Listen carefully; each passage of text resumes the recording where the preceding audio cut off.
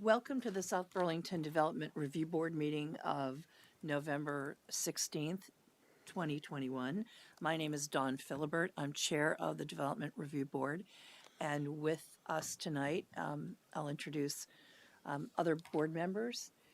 To my right, Dan Albrecht, Stephanie Wyman, Frank Kochman, our newest member, Quinn Mann, and Jim Langen. And also our staff, Marla Keene, Development Review Board Planner, and Delilah Hall, our zoning administrator for the City of South Burlington. There are a number of ways to participate in this hearing, one of which is in person, as you folks are. Also, people can participate virtually and also by phone. And we'll talk a little bit about the guidance for virtual attendees.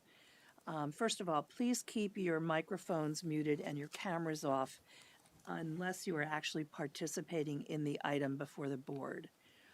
If you wish to participate during public comment periods, please turn on your camera and raise your hand. You may then unmute you when you're recognized by the chair. Lastly, the chat function is for administrative matters only. Comments submitted in the chat will not be recognized as part of the meeting record. So let's proceed with the agenda. The first agenda item is emergency evacuation procedures. In case of emergency, there are two sets of doors in the back corners of the auditorium. You can exit via those and go either left or right to exit the building. Number two, are there any additions, deletions, or changes in the order of agenda items? Hearing none. Number three, announcements. Couple of reminders. Thank you to all of those in attendance on the phone and watching online, and to those of you in person.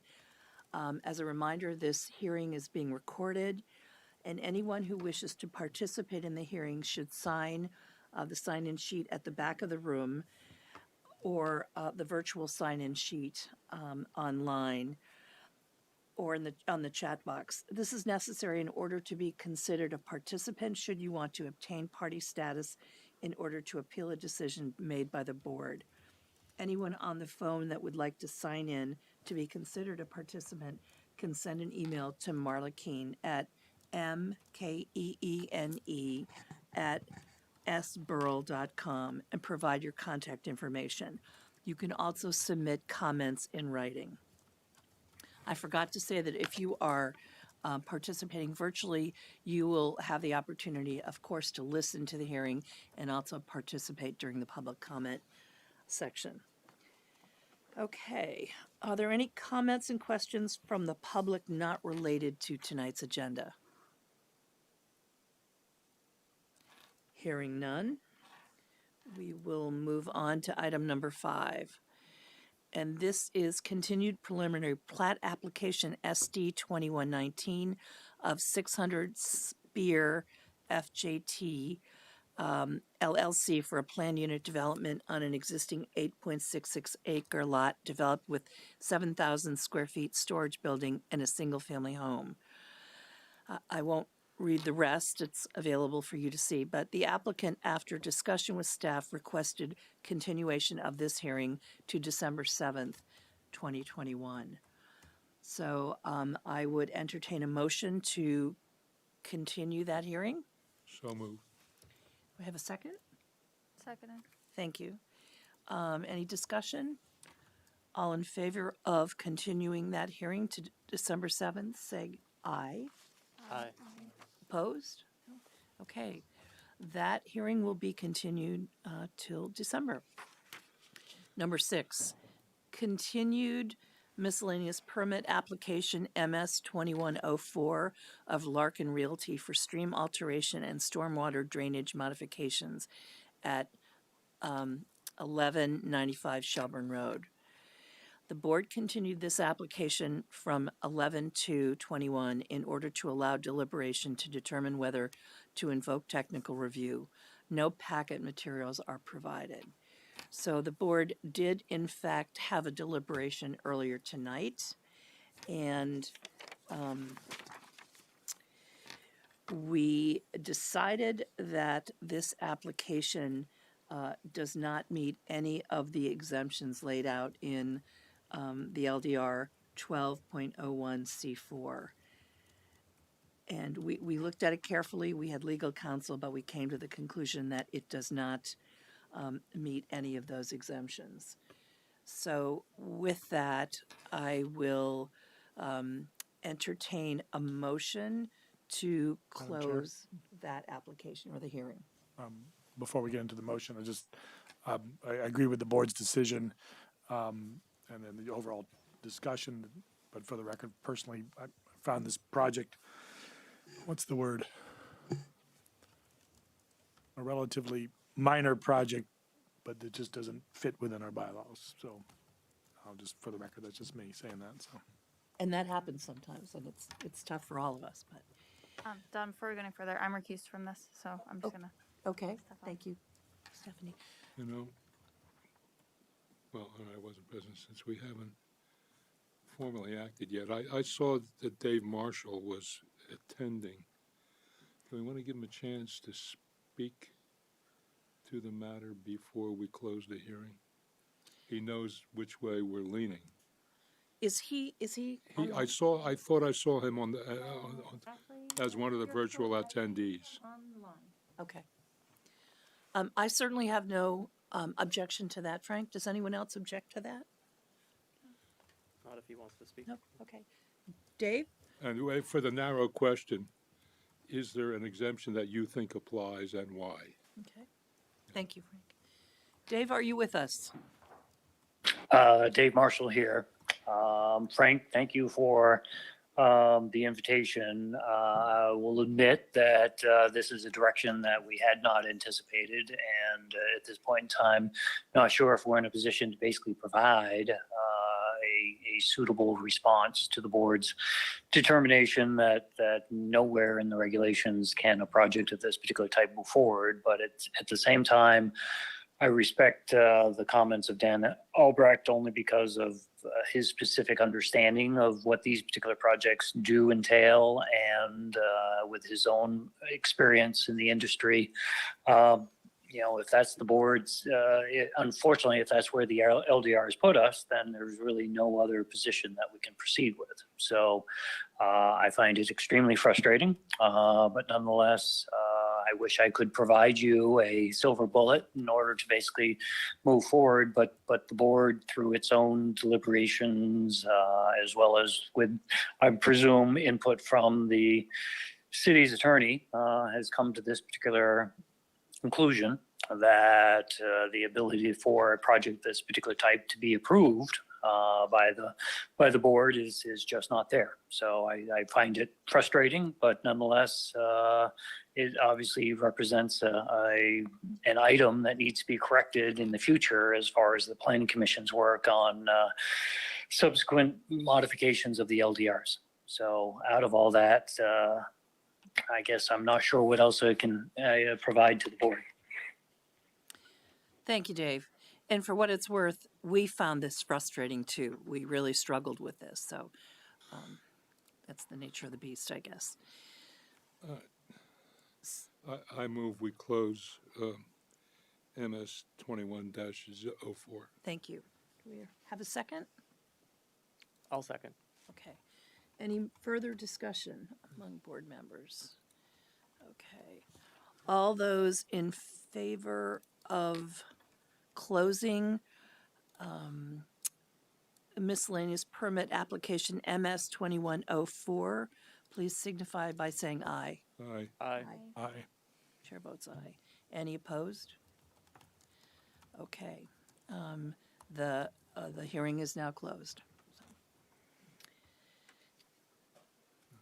Okay. Number 7 on the agenda, site plan application SP 21043 and conditional use application CU 2103 of Burlington Tennis Club to amend a previously approved plan for 2,500 square foot indoor recreation facility and outdoor recreation facility. The amendment consists of adding a third platform tennis court at 12.5C East Terrace. Who is here for the applicant?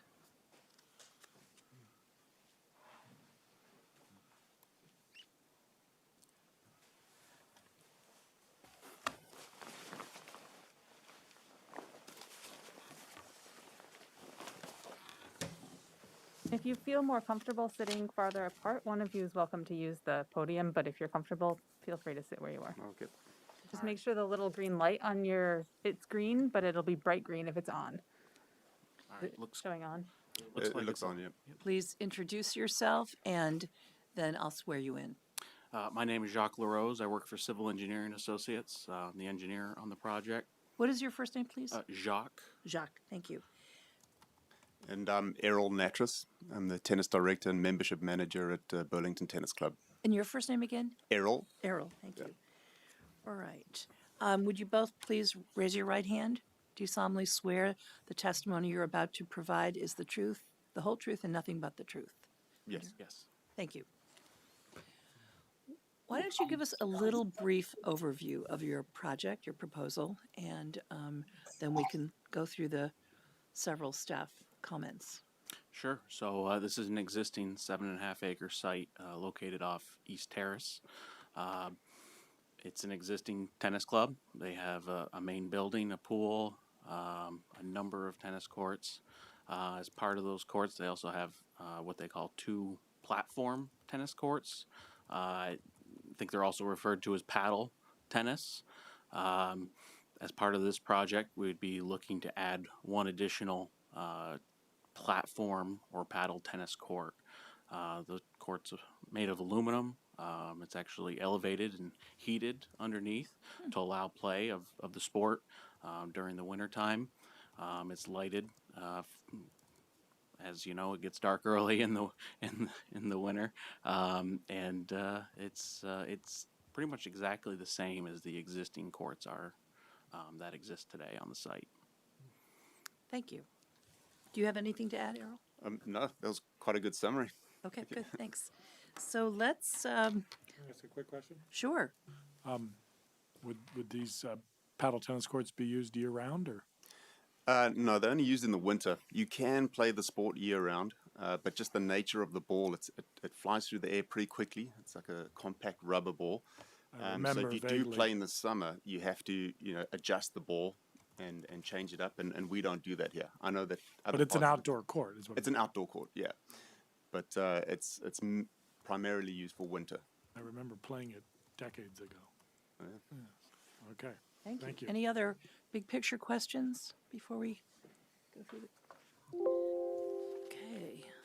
The first staff comment is actually asking you to state for the record that there will be no significant change in the use of the facility resulting from the addition of a third platform tennis court.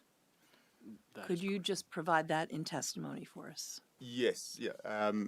One of the main reasons was last year our members just struggled for court time, and we really wanted to give them some more playing opportunities. So adding that third court will alleviate some of the sort of pressure of trying to get everybody their times. Okay. Good, thanks.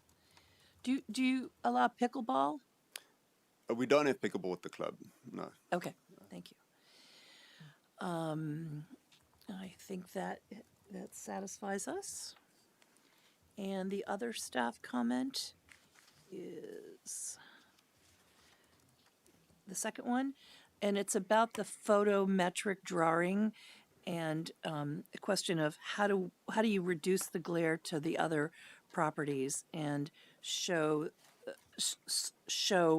how the light can be phased down.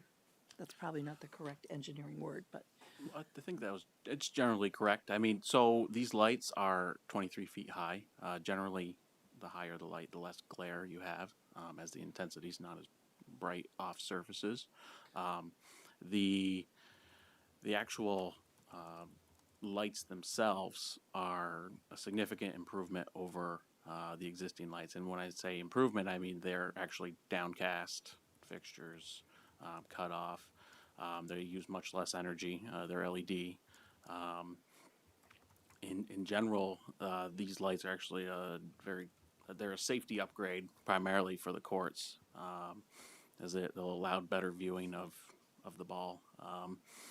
I think so. We have provided to the board a revised photometric plan that addresses the comments of the existing lights and the proposed lights working together, and what that light output looks like. So that's what I believe Marla has up in front of you. In general, the light is not leaving our property. That's I'm sorry, the light is not what? It is not leaving the property as far as measurable foot candles beyond this property line. I will add that in addition to the lighting plan, we've shown additional vegetation that is on site today, and we did take some photos of that.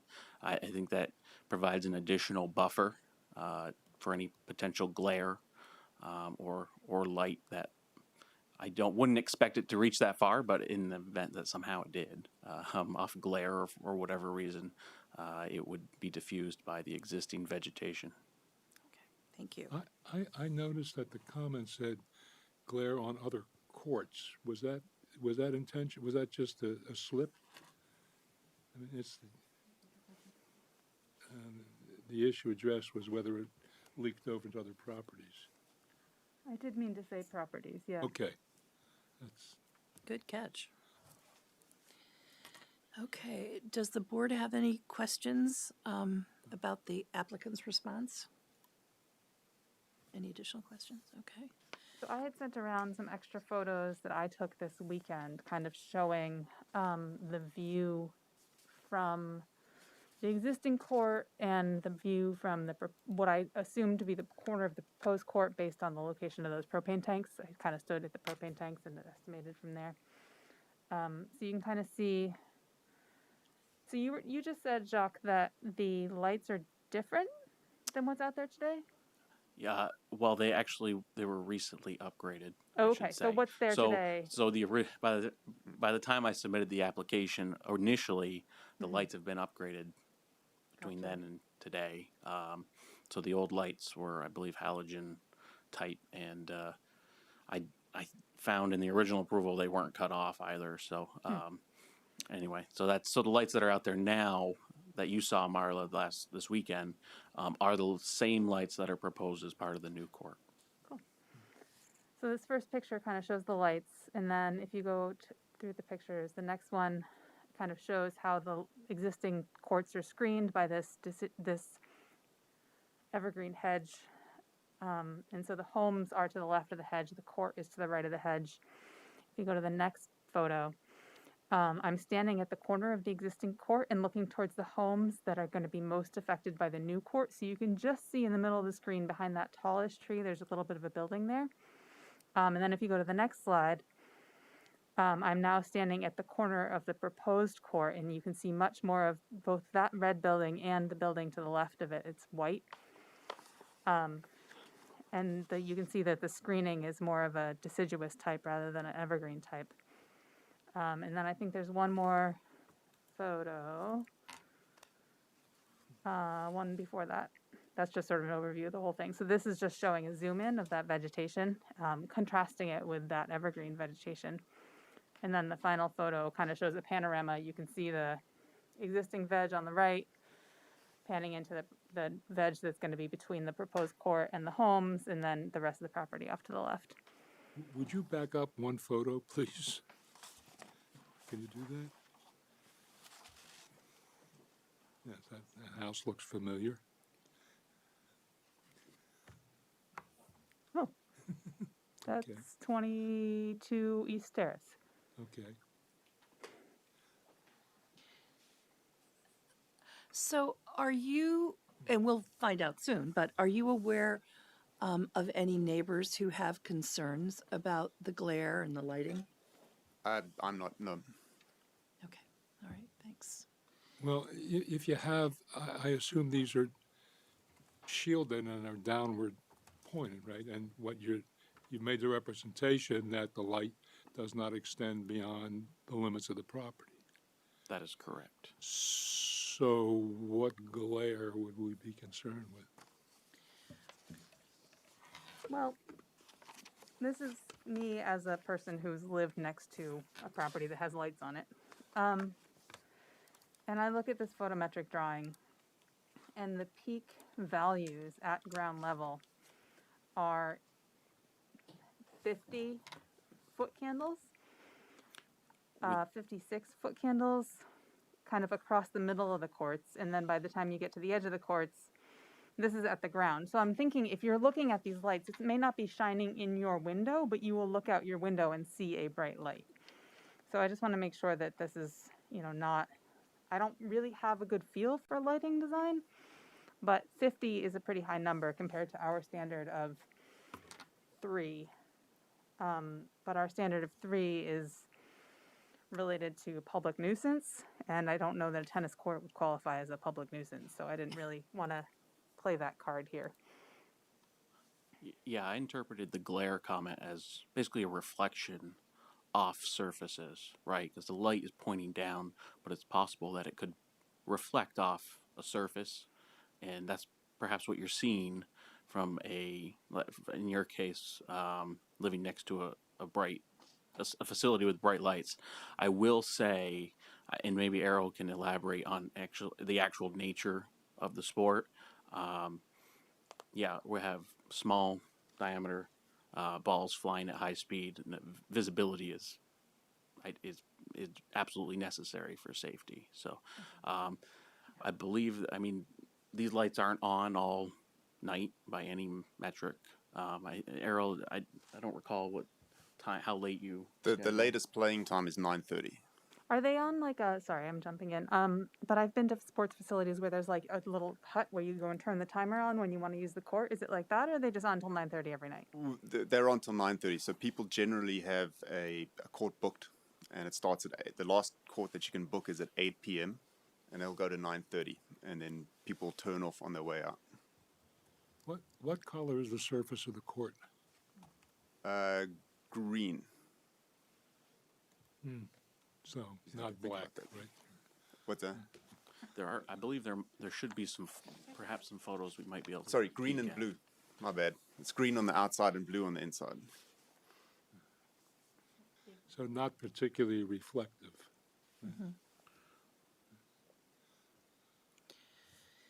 Other questions? So that is it for staff comments. Thank you, and we're now going to ask if there's any public comments, so thank you very much. Are there any members of the audience who would like to comment? Would you like to come up, please?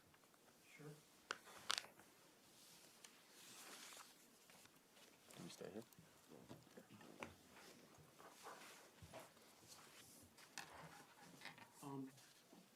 I'm Mike Briner, my wife Linda Hagen. We live at, Now just pull the mic towards your mouth a little bit more. hi, okay, I'm Mike Briner, Linda Hagen. We live at that little red house, 22 East Terrace.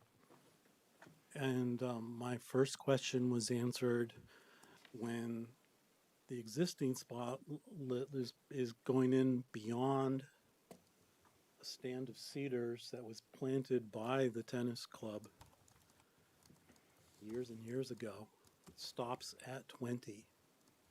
So I'm a little bit concerned about the lights.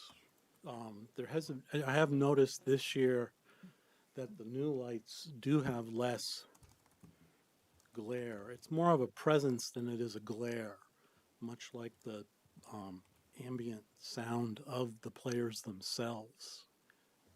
At 5 o'clock when they start to play, you know they're there. It's not obtrusive in any sense of but the lights do stay on beyond 9:30.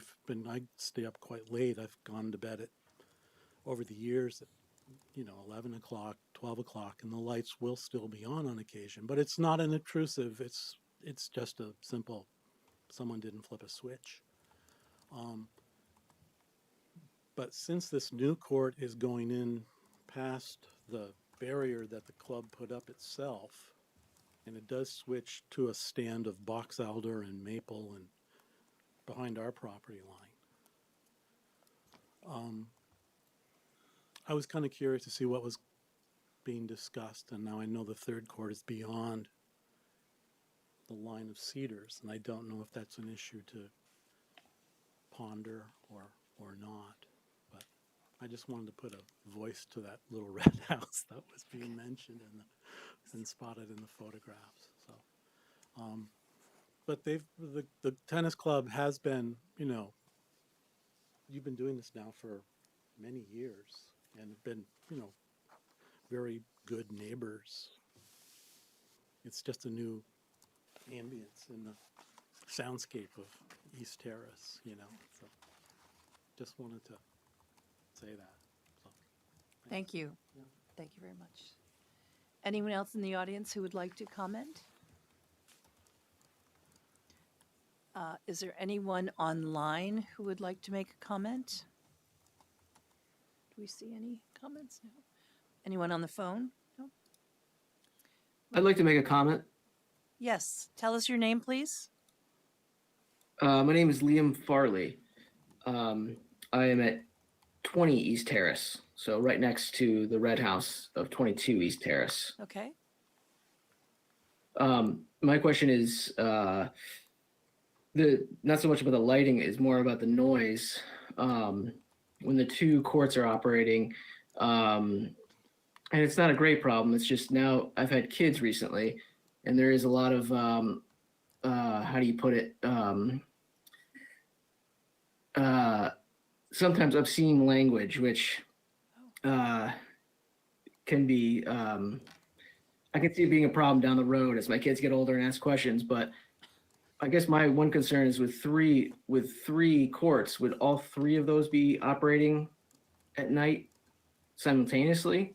Is there any thought to, with three courts, the increase in the noise level? And you know, I'm not really opposed to it. That's just a concern I had going forward with trying to, I guess, you know, live together as a neighbor with a tennis club, which I haven't had any problems with, but except for, you know, the occasional excited paddle tennis player screaming some obscenities here and there. But yeah, that was my main concern is the noise level more so than the lights. Thank you.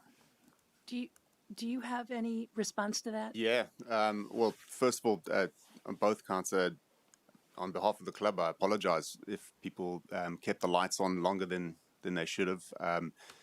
I will certainly address that with the members and enforce it, that it needs to be turned off at a certain time. As far as the language goes, again, apologies for that. I'd love to know who that is, what night it is, because, you know, we will address that. And, you know, that's not on. And if people know that the members really want this court very badly, and if they will be embarrassed about, you know, the noise level and going past the 9:30 block, and I'm pretty sure that they'll make it right as far as that goes. Thank you. I have a question. Sure. This has to do with when the lights go off. Do you have a closing time? What is your closing time? You know, it's one of those situations where there's no staff necessarily, you know, hanging around there. So the members have a door code to the paddle hut, but they have to book a time ahead of time, and that last booking ends at 9:30. All right. So if the last booking to start playing, or No, you're done to end. It starts at 8 o'clock. They're in 1.5 hour increments, and it goes till 9:30. So as a practical matter, I mean, if they're walking off the court at 9:30 and it's nighttime, you don't want to shut the lights off at 9:30 on the dot. So how would you feel about having in your permit or in our approval just a condition with a hard stop on time, like, you know, reasonable, 9:45, 10 o'clock, something like that, What's reasonable to allow people to get off the court, but to have an absolute stop time for the light? Yep. I mean, I think 9:45 is very reasonable. Can I ask, would they then be allowed to have a light on inside the paddle hut? Yeah, we're just And we're sort just of the talking walkway, about the we're just walkway talking out about to the their courts, car. right? Yeah, not the court lights, just Yeah. another so they can find their way to the car. And, Yes. Right. yeah, type Um, of thing. Jacques, are these lights capable of having some sort of control? Like, could it be something where they're full on until 9:30 and then they dim? Yeah, I mean, most lights are capable of timer functions, and I do not know if these lights are dimmable. Definitely would talk with the paddle court manufacturer, who's actually the most knowledgeable on the light requirements for the paddle court itself, and what's necessary. So I can attempt to answer that. I don't know if these lights are. Do you mean dimmable as in like reduce the Yeah, Yes. so brightness of the light during play? when people are supposed to leave, you turn the lights down so they can still find their ball and find their car and whatever, but Oh, I maybe see. they're Okay. at 50% or something. I think you submitted something that said they were dimmable. Yeah, I submitted the cut sheet, so if that cut sheet has it listed as dimmable, it's possible. It's very likely possible that a certain controller could be put in that could dim that said Madam light. Chair, Yes, Dan, go ahead. I have a more important question to me is, can an automated shut off be in there so at 10 o'clock it's out?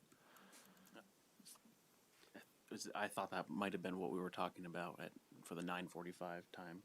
I just want, it'd be great if just something like dimmable would be great because You mean like give on an actual timer? actual timer or just the electricity shuts off, boom, 10 o'clock. Right. Yeah, that would be And like except for the programmable obviously time. inside the building and stuff. But to me, that's the most important thing. Then you don't have to worry about nagging your members and stuff like that.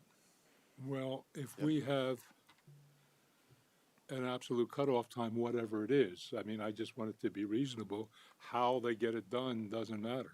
It's their responsibility to get it done. Figure it out, right? The engineering, right? Right. I just would think an automated one would just make it, if it's feasible cost wise and engineering wise, then you don't put it upon human behavior for somebody to forget or kids go on there and flip the lights on or whatever. That's all. Okay, okay, but we can leave it with them, right, to decide. Okay. Any other questions or comments from the board? I would entertain a motion to close this hearing. So moved. Second? Second. Any discussion? All in favor of closing the hearing signify by saying aye. Aye. Any opposed? No? Okay. Thank you very much. Thank you.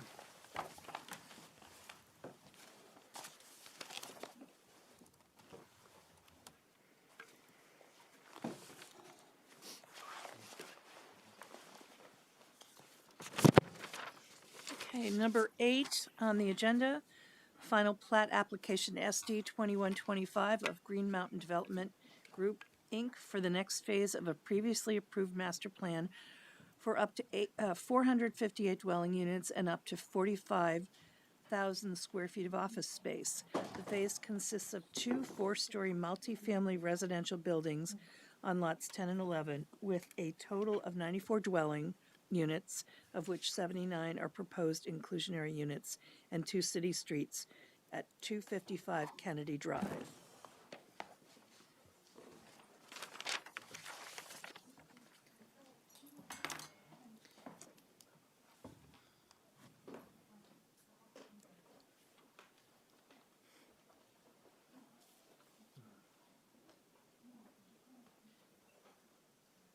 We'll let Andrew find what he's looking for before. I don't have my pen. That's all right. I just got an extra there. I haven't done a external meeting here in a while, so. I'm sorry, you're So gonna have used to to being really at home speak where up. we have everything. Oh, yes, available. exactly. Thanks. Thanks, Andrew. Okay, please introduce yourself. Andrew Gill with O'Brien Brothers. And Tom Getz with Summit Properties, Green Mountain Development Group. Okay. Thank you. I'm going to go ahead and swear you in. Please raise your right hand. Do you solemnly swear to tell the truth, the whole truth, and nothing but the truth under penalty of perjury? I do. Yes. Thank you. Okay, this is a big staff report. We have a lot of ground to cover tonight. But I'm wondering if you would give us a very brief introduction and overview. Hey, Very Don. brief, please. Don, just before we begin, I want to make a disclosure. Oh, sure. I haven't asked for those. Yes. So I work for a company that has previously helped O'Brien with some path configurations, bike lane alternatives, and streetscape alternatives for Old Farm Road. But I don't think that's going to impact my judgment on this project. Thank you. And that reminds me, I have a disclosure as well, that I live in a property in O'Brien Farm, hillside at O'Brien Farm, but I have not recused myself from any of the hearings so far, and I think I can be impartial. Any other disclosures or? Okay. Tell us a little bit, very brief overview of your project, please. Sure. So, just from a high level, the O'Brien Brothers project here in South Burlington has been going on for a few years now. It started in 2016 with a master plan permit that is still in effect, and the development of the Hillside neighborhood, which consists of 115 single-family and townhome-style homes. The road network that's shown on the screen is mostly built, with the exception of the connection to Kennedy Drive. Move it closer to you, please, Sure. Andrew. So in the project, the master plan, there was an overall density of, I believe, 458 dwelling units. 115 were constructed in the form of single-family and townhomes. The remaining density was shifted to the 6 commercial multifamily lots located at the north end of the project. That project has been in the making for some time. We have been in front of the board most recently for preliminary plat, where we had proposed a concept of 6 separate multifamily buildings consisting of the total density that remained, 343 units, as well as a bonus density of 51 units for the new inclusionary requirement. Today, subsequent to that preliminary plat being issued, we amended the plat and set it up so that we could proceed in phases of final plat, so that smaller portions of the project could be reviewed by the board. The 6 lots in one permit, 6 multifamily buildings was a bit much, I think we would all agree. And so this is the first phase of that phased final plat, consisting of 2 buildings in partnership with Green Mountain Development, primarily of affordable housing. And we can let Tom speak to that a little bit more, but that's sort of the high level picture. So we're here tonight to talk about those 2 buildings, Lot 10 and Lot 11 of the previously approved Hillside Master Plan. Great. And yes, and I'm Tom Getz, the CEO of Summit Properties, and here on behalf of our development arm, which is Green Mountain Development Group. We're a South Burlington-based affordable housing developer. We develop and manage affordable and mixed income properties across Vermont, New Hampshire, upstate New York. And this is our first time partnering up with O'Brien. We started talking to them, about 9 months ago about this project. And we're really excited about this opportunity to propose 2 buildings on lots 10 and 11 at Hillside at O'Brien Farm, 47 units each, mixed income housing that's going to have a mix of market rate, apartments affordable to folks earning less than 60% of area median income, and apartments all the way down to those that are homeless and at risk through a partnership with COTS. So this is a model that we've done multiple times. We have 2 recent projects in Winooski that at some point tonight we'd like to show a couple pictures of to give you an idea of the type of feel and project we're proposing here. If all goes well, we would love to be under construction by the summer of next year, because we're currently in the process of applying for the multiple layers of affordable housing financing, like with the Vermont Housing Conservation Board, Vermont Housing Finance Agency, and the other organizations that are critical to bring a high-impact affordable housing project like this online. So looking forward to diving into the details and hearing feedback to help improve our design. So thank you. Can I ask a preliminary question? What's the state of the single-family homes below Lot 10 there? Are they built? Below Lot 10, meaning Yeah. So yes. So on the lower road, the road on the left-hand side, the last two townhomes are currently under construction. And how about immediately to the Yep. right? On the upper road, we are not all the way to the end of the road yet. I'm not exactly sure because that plan doesn't have addresses on it, but we're about 3/4 of the way down the road. But that's clearly in process. I mean, that's going. Yep. Yeah, those homes are being built currently. Do you think that'll be completed before you start construction on the? We're expecting to complete the homes in the Hillside neighborhood the end of next year, early the following year. Okay, so there'll be some overlap on the construction Some overlap, right? But most of them will be underway at the point this project started. Thank you. Thank you. So I'm glad you clarified this, because when I was reading this, I was really confused how this compared to I thought I remembered 4, but I was wrong. It was 6 properties. So this is 2 of the 6, correct? Correct. Okay. Because it looked different to me, but we can get into the details of that as we go along. So, just on a side note, Evan Langfeld at some point is likely to call in Okay. to the meeting, so you might see him, and he might like to speak as well. So I'm not will sure if he's he- here yet. Oh, he might be testifying, so we'll have to swear him in. I can't see the screen, but yeah, if he pops up, maybe just. Evan, are you online? No. Okay. Also have Carolyn Orban and Scott Homestead, the landscape architect and Okay. civil engineer, calling in as well. Okay. Thank you.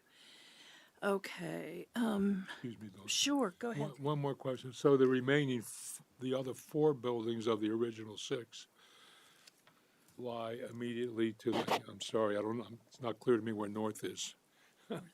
North So is up on this one. Okay, so always up on this immediately to side. the northwest, Sorry. that's the other 4 buildings? Right, the other 4 lots that are drawn in white there to the left, upper left, northwest. And why are these considered Kennedy Drive if they're by Four Brothers Drive?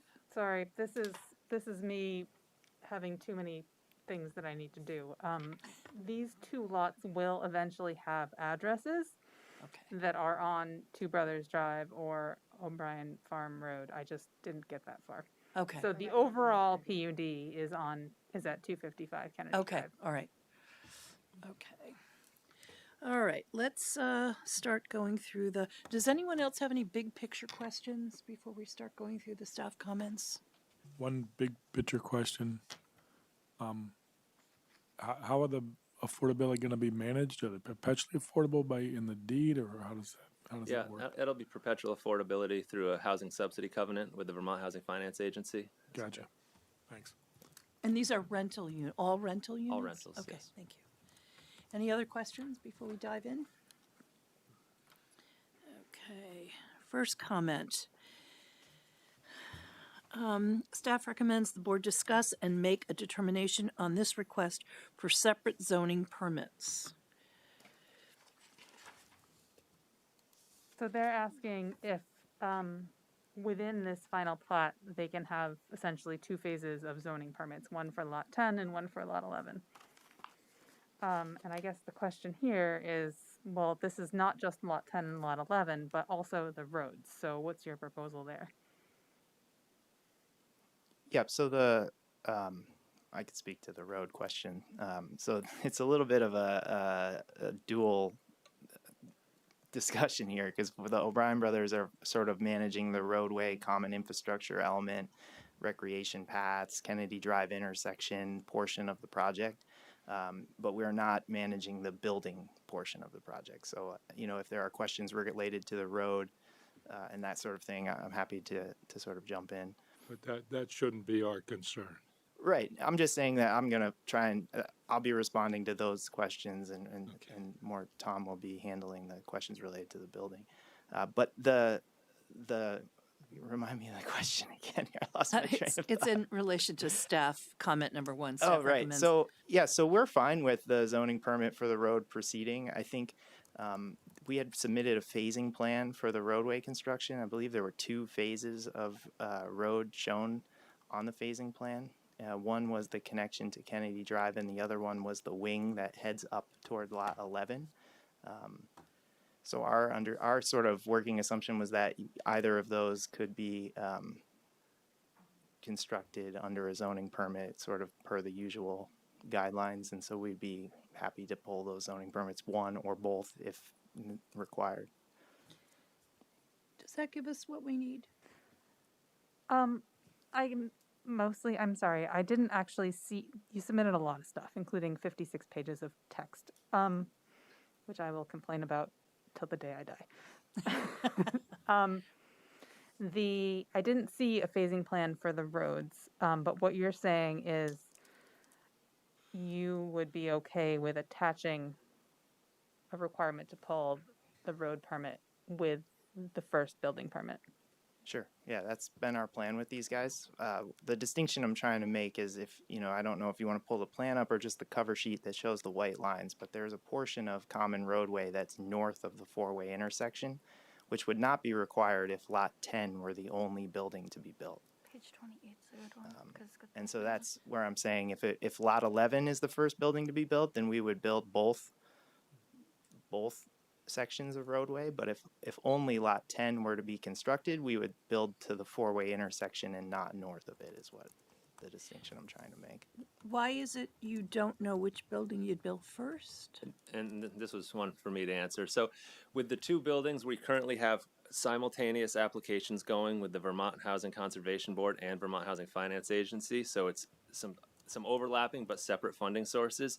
If we were to get, and some of those sources are only allocated on an annual basis. So if we were denied on one and got the other, we wouldn't necessarily know which building we could go with first. We're going to keep pushing on both, but in terms of being able to guarantee which of these goes first, we don't know that yet, and we're in that application process right now. Okay, that's helpful. Wait a minute. In other words, your applications with the funding agencies are building by building? Correct. So yeah, actually, to get into I'll try not to go too deep in the details. In July, we applied for one single project, 94 units. Yeah. Unfortunately, the amount of financing that required, it was about $6 million of American Rescue Plan funds, and they just said, we don't have that right now for one project. So we broke it up into two, and we have two simultaneous projects going on both. That way, if some of the funding sources don't come on one, we can still go with 47 units. But so the American Rescue Plan, are you saying that 6 million isn't available, or it's not available for a single project, but it is available if you break it into two?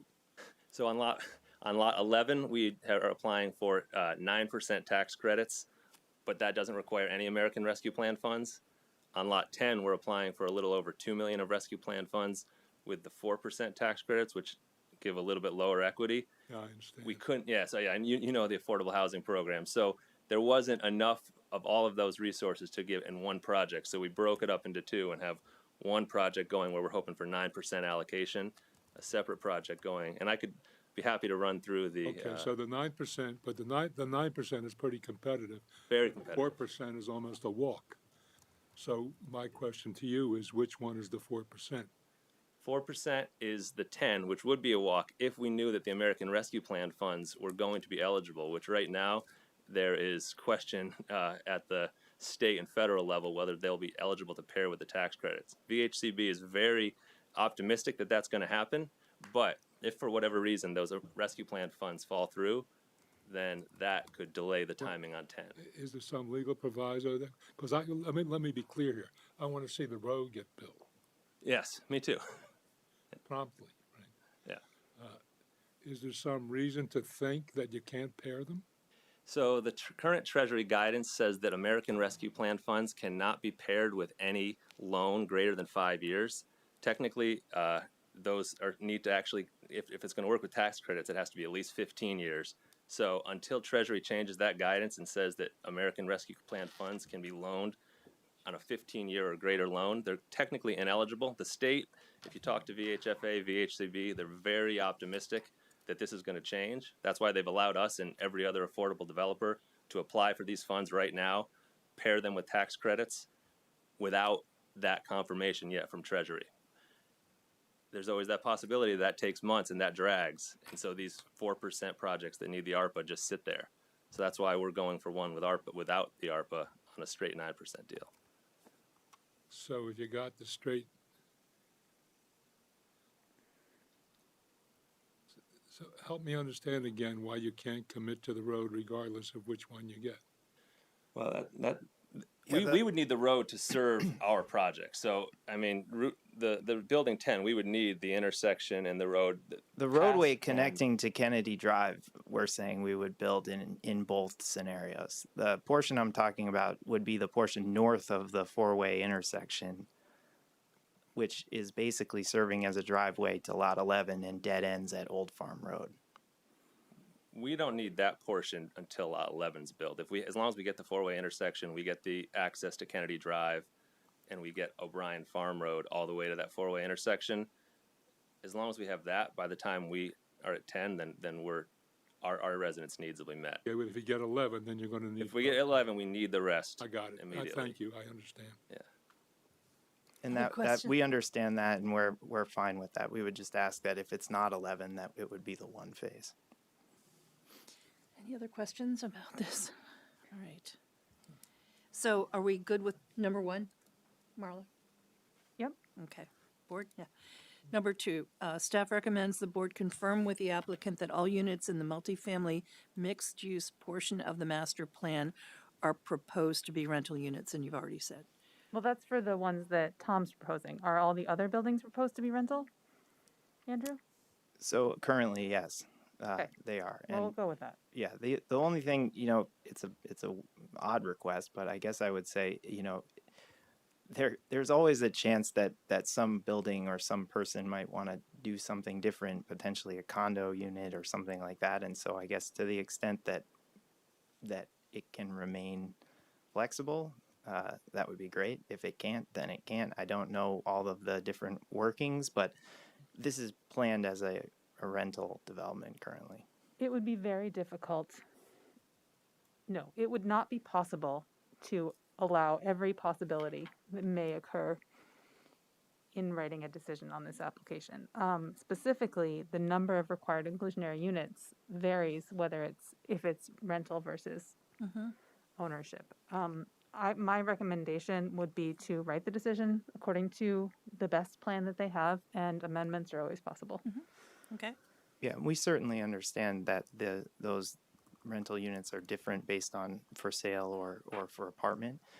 We're proposing the inclusionary units first, so those would be being built anyway, and we wouldn't be seeking to go back and reduce the number of inclusionary that were built.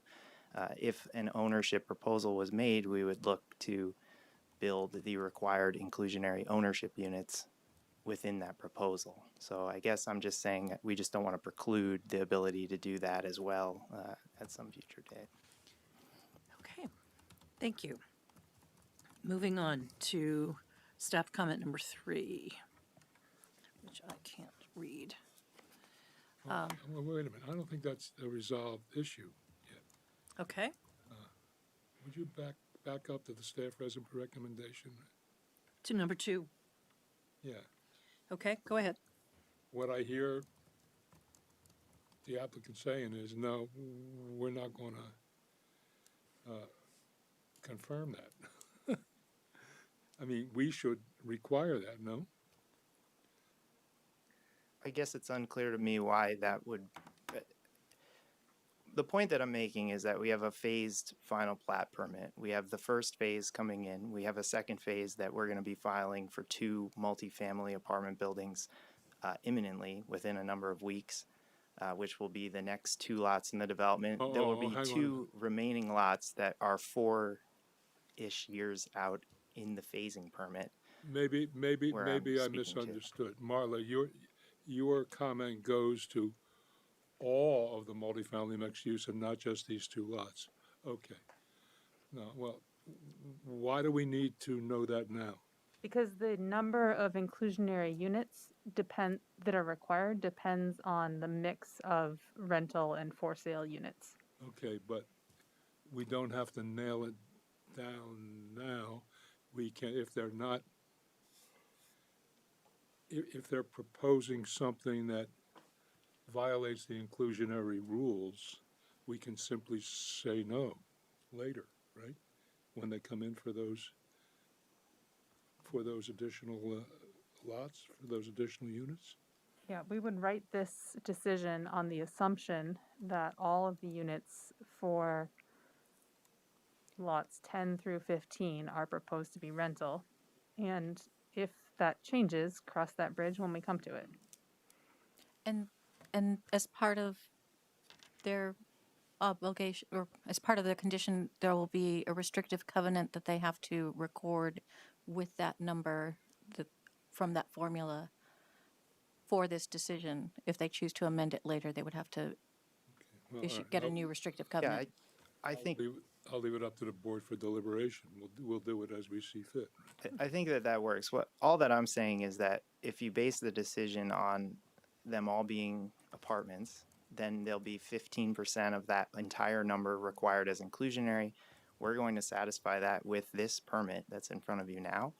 Should we decide that one of those lots would make sense as a 30-unit condominium building instead of a 30-unit apartment building in 3 or 4 years, that would mean that 10% of those 30 units, 3 units in that building, would need to be sold as inclusionary, and that would be how we would proceed with that. So I'm not saying that we would seek to have these past built apartments. We would have overbuilt the inclusionary apartments at that point, and then would be building more inclusionary ownership units. So I'm not sure that I see a conflict with the ordinance. I just wouldn't want something in the permit to preclude us from doing that, should that be something that we thought of doing in the future. You good with that? I understand. Any other comments or questions? Okay, let's move on to number 3. Staff considers the board should defer the decision on whether to allow the requested additional 32 total units to such time as the applicant demonstrates the preliminary approval project can support them, but that they allow the proposed increase in inclusionary units. Staff considers factors in the future decision to allow an increase in total units to include traffic, adequacy of open spaces, and adequacy of parking. Staff recommends the board discuss whether to accept staff's recommendation, and if so, what conditions to place on such an increase. So the background, I'm just to give a little background, if that's all right. Please do. The board's decision at preliminary plat says you will provide 47 inclusionary units plus or minus 5%. They are now proposing 79 inclusionary units, which is much more than 47 plus 5%. So that would be fine if they weren't attempting to take credit. You know, inclusionary in the decision, preliminary plat decision, was inclusionary units for which you get a bonus. And so if they said, well, we're going to do 47 inclusionary and get a bonus for that, and then we're going to do an extra 22, and just out of the goodness of our hearts, then we don't have a problem. But if they want to take the bonus for that additional 32, then that's 32 more units in this development overall. And so we haven't looked at traffic. We haven't looked at open space. We haven't looked at parking. And so I would recommend that we say, well, if you'd like to take advantage of those extra 32 bonus units, you're going to have to show us that they work. I understand. I would accept staff's recommendation on that point, which is logical. So what does that mean in terms of what we do with this, Marla? So if the rest of the board tends to agree, we can just write it in that they are welcome to apply for an additional 32 units if they can show that they work. Okay. Yeah, I think, we're used to working within the construct of this master plan we've had for a number of years. We've always had this 343 units that we were, that we had as density in the plan, but it's always been the case that they needed to work or we wouldn't get a permit for them. So I think all we're looking to do is acknowledge that we have these extra units, that increase in that number of density units that's available. gets noted in the permit, and when we come in with an application, if it doesn't work, it doesn't work, but we're fine with that. Okay. Any other questions? Okay, number 4. This is about the integration of the inclusionary units. Staff recommends the board discuss whether they continue to consider the physical integration element of this criterion to be met. A discussion of the remainder of the criterion is incorporated into the discussion of the criterion below. So this is really about whether, I believe, this is about whether these two buildings of inclusionary housing are consistent from a design and finish standpoint with the other buildings that they will be proposing. Is that correct, Marla? No. I think- Yeah. oh. Yeah. So would it make sense to move on to number 5 so we understand the full? So this one really dovetails with 6 and 7. Yeah, so 6, then you get into 7, 8, 9, 10, whether it's like the big discussion. So this is, this particular one is whether the units are physically integrated and complement the overall scale. And then this was when we had CHT come and testify that, having them all in one building, it allows Right. them to achieve greater affordability. Right. So I would propose that 4 through 10, I guess, sort of be reviewed as a lump. But if there's specific things you want to address as we go along, that's fine too. Could I make one comment on that? Sure. So just in terms of the two issues on integration that I see, one I see is the location of the buildings, and then the second being the design of those buildings. I would hope that we can all agree that, it was going to be all in lot 12. All of the affordable buildings was the previous proposal. There was 47 inclusionary units. The revised proposal now is that between lots 10 and 11, all the inclusionary units will be in two separate mixed income buildings. So from a location standpoint, I would propose that it's more integrated than it was before. There's inclusionary units in 2 buildings that are still at the core location within the property. Then obviously later in the memo, there's questions and comments about the actual design of those buildings. But in terms of physical integration, having location and then design, I would propose that we feel very confident that this is a more integrated location by breaking them into these 2 buildings.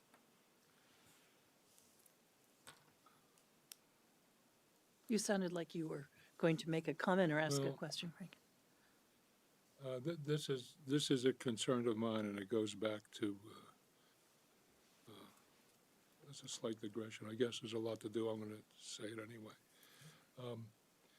What I've noticed in recent years, the last decade and maybe more, ever since maybe longer, is that there's a tendency to get away from the integrated housing concept, and the reason for that is because it's more expensive, but nevertheless, it's a critical social policy element that was originally behind the congressional decision to get away from large. And I'm talking about the federal decision to get away from large public housing projects, which were a disaster. And I see a creeping tendency toward getting back to that from the standpoint of, quote, financial efficiency. And I think we should do everything we can to resist that. And Not to the point of impracticability, but really push back and question the condensing desire, the condensing pressures. Well, I think you this- understand what I mean? Yeah, I mean, this proposal goes more toward that than what Yeah, we but- said was but okay a couple months does, ago. but it doesn't impress me. It's still a way overweighted with affordable versus market if I in could, each of the buildings, and that's disturbed me for a long time. yeah, and if I actually, there is one update which did not make it into the packet, but I've had some back and forth with Marlon. Our new proposal has a reduced number of inclusionary units from 79 down to 71. So it's 39 affordable in building on lot 10, 39 affordable, 8 market rate, and then 32 affordable, 47 market rate. So you're at that ratio that's closer to that 20-25% of market rate. So you have your 71 out of 94 are affordable, and that's, you got the 3 tiers of affordability, or the 30%, 60%, and market rate. So I believe the original proposal was 47 affordable in a 51 unit building. So in terms of pushing toward that true income diversity across multiple buildings, I think we've made a lot of progress. Always more can be made, but we are really proud of You've that made diversity. progress from where you've started, but And I would say for where folks are able to in the state, just what we're able to achieve, I think this is kind of at that leading edge of true income diverse buildings. I don't think the board is going to push you further on that point, but I wanted to get that out there and have it understood as a major policy issue. So far as I'm it sounds like it's concerned. a balance. Where is the appropriate balance between financial efficiency and true integration? Right, and there's always going to be, from a developer's perspective, and I'm not condemning it. I'm just saying there's always going to be a natural bias toward making it more cost effective, Right. and Yeah, sure. that just bangs against the if you like, the political or the social policy. Right. We should be, as far as I'm concerned, pushing on that every time. Madam Chair. Yes, Dan. I mean, for what it's worth, and I hear what you're saying, Frank, about what's the word, the relegation and the history of large public housing projects. But this building is integrated into a larger neighborhood of variety of sizes, And that helps. and all that. But there's still 2 big buildings standing at the end, I get it. glaring And we at- also have a 2% vacancy rate, and we also have, we don't want to be let the perfect be the enemy of the good here. So that's just my comment. I don't disagree in broad picture with what you're saying, though. We've dealt with this in other projects. We want to avoid the buildings where the poor people live. Exactly. But I'm done if you are. Any other questions or comments about that? Marla, go ahead. So Tom's comment that he just made about 71 affordable units. So I think that we're probably going to continue the hearing just because there's a lot to review. Let's make a point to really dive into that because we can't accept new information after the hearing is closed and the final application is the final application. So let's just make sure I fully understand what it is you just said. And we can update the board on the details of that at the next hearing. Okay, and just to be clear on what we're requesting, we have applications submitted. It's currently for 71 of these units will be affordable. As we submit for our affordable financing, that final number could change based on if we don't get certain resources. It could end up being 67 or 16. So we will submit, and I guess at the end of the day, however many we can get, that will be the inclusionary number that these guys that are applicable. But I can't tell you until I get the financing how many of those units we can then income restrict. So you'll notice Delilah and I kind of making confused faces at Yeah. each other. Talk to us. Well, with the way that the formula is written and with the way that the restrictive covenant that would be a result of this decision would be on file, I mean, I would propose, I know that right now, as it's written, there's a minimum of 51 inclusionary units, that if they don't provide 51 inclusionary units, they don't get to build the amount of units that they are permitted to build. Anything above that would be potentially eligible for future units down the road. So I would propose to say these will have a minimum of 51 inclusionary units. And then if more are delivered, it's up to them to come back later and say, we'd like to have more density, but there's no need, in our opinion. We're going to go down getting as many affordable units as we can, but it'll be at least 51. If we get the 51, they can build what they have proposed right now, and anything else, I don't think should be part of our, because if that boxes us in, like those inclusionary units, the extras above 51 are for our own proposal. We want to get as many as we can, but how that impacts how many extra units they can build, I'd prefer not to see it. So now that I hear it's not a fixed number, then all the more reason why we shouldn't be making any statements about your additional 32 units, right? Which I think was, I think that the point with the additional units, to Tom's point, as long as there's nothing that precludes us from acknowledging the fact that we built more inclusionary than was required and getting that density bonus at a future time, we don't need it now. We don't have a proposal to build the units now. So it doesn't need to be mentioned now. Well, with the exception of as long as that doesn't preclude us from coming back at a future hearing and saying, hey, we were required to build 51, we built 60. Those 9 units are above the requirement and they're also eligible for a density bonus. So we're proposing to use those additional 9 units in this building now. Well, you can make that argument then, but we're not going to make a commitment to you now. I think that's fine. As Okay. you know, there was the condition in the permit, the plus or minus 5% for total density. If something can happen to that, so that it's open to Right, that was, it. but that said, you have to have a hard number at final plat. So the question we haven't looked into, which is I think what everybody's saying they'd like to do, is sort of have the ability to retroactively count affordable units towards your bonus in the future. Sure. We're not sure you can do that, but we'll look into it. Okay. We're going to look at these as a group. So number 6 is the elevation. And many of the subsequent comments, I believe, are about the appearance and the design. And if I remember correctly, when you, I'm talking to you, Andrew, when you presented your designs, I remember specifically saying this has a very urban feel to it.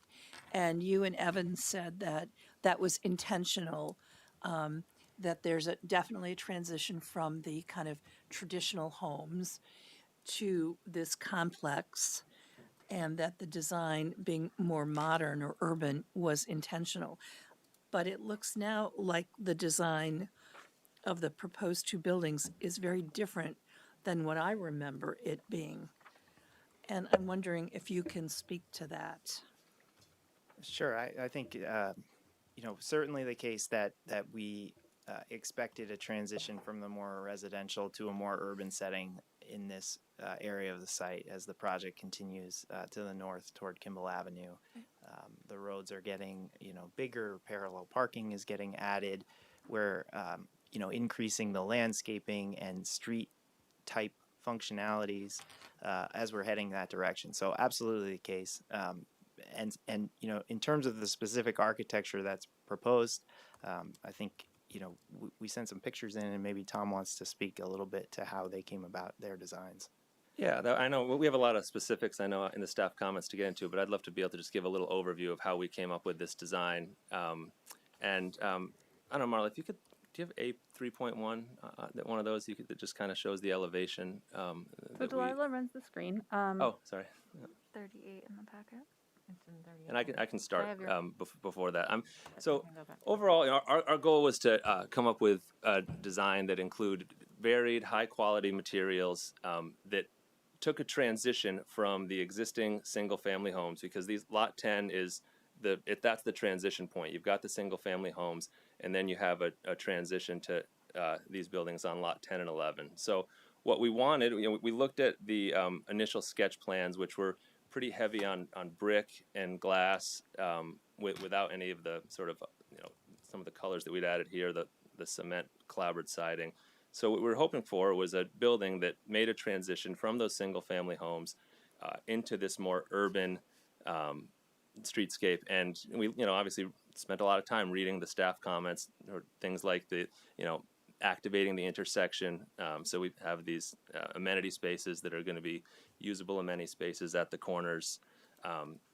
Take a lot of those elements that were in the sketch plan in terms of the mix of brick and cement siding, the 4-story urban flat roof feel, And then one of the biggest things that we did is we have two projects that we just recently did in Winooski that have this same issue to deal with, which is you're making a transition from single family homes into urban areas. So how do you make that transition? How do you make the building feel urban while also feeling like you're integrating somewhat into the community that you're on the border of? So I have a couple photos here because I think that our design ideas were really pulled from two recent projects that we have. And Delilah, I don't know if you're able to pull up some of those photos because I think it's really helpful to see the real life inspirations for what you know on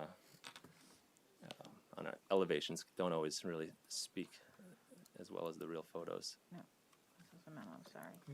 While she's doing that, could one of you explain to me why the flat roof has seemed to become almost a universal design feature of everything we see, as opposed to a nice transitional peak roof from residential to quote urban?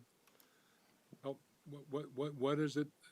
That about flat the roof is flat definitely roof more the that- urban feel, the urban downtown feel with the flat roofs. It was one of the elements that we thought would be.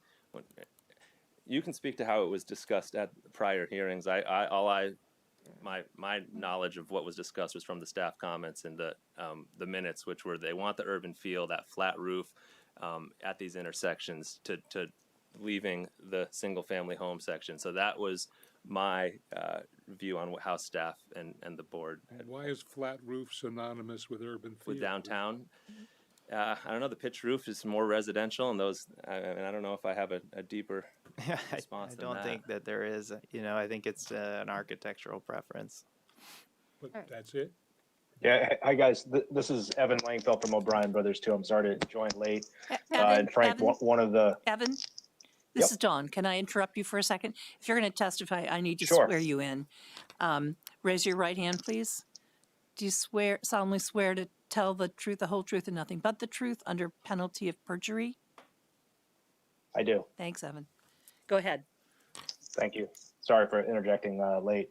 Yeah, so one point that I just wanted to make to answer part of Frank's question is that in addition to the design aesthetic being more urban, I think the rooftop equipment, when you have a densely sited area like this, otherwise you have to put a lot of the rooftop equipment that would otherwise be on the roof on the ground nearby. So I think it was a design aesthetic and I think it was a practical decision as well.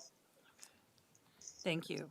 And for our buildings, that is the actual impact because these are all heated with energy efficient mini splits, and all those condenser units would otherwise have to be around the side of the building. And well, there's our most recent building right there in Winooski, which does have those mini splits up on the roof. But what you see here, this is Park Terrace Apartments. This is a mixed income development that just opened in September, which is right on East Allen Street going into Winooski, and up to the closest side of the building. That's Manso, which is single family homes on the border here. And you'll see a lot of the elements that we pulled over into the proposal for lots 10 and 11 with the clabbered fiber cement siding, the corner brick tower with the commercial, in this case of Park Terrace, a commercial space on the first floor, and then at these proposals it's amenities, active amenity space on the first floor, and kind of the same street entrances, although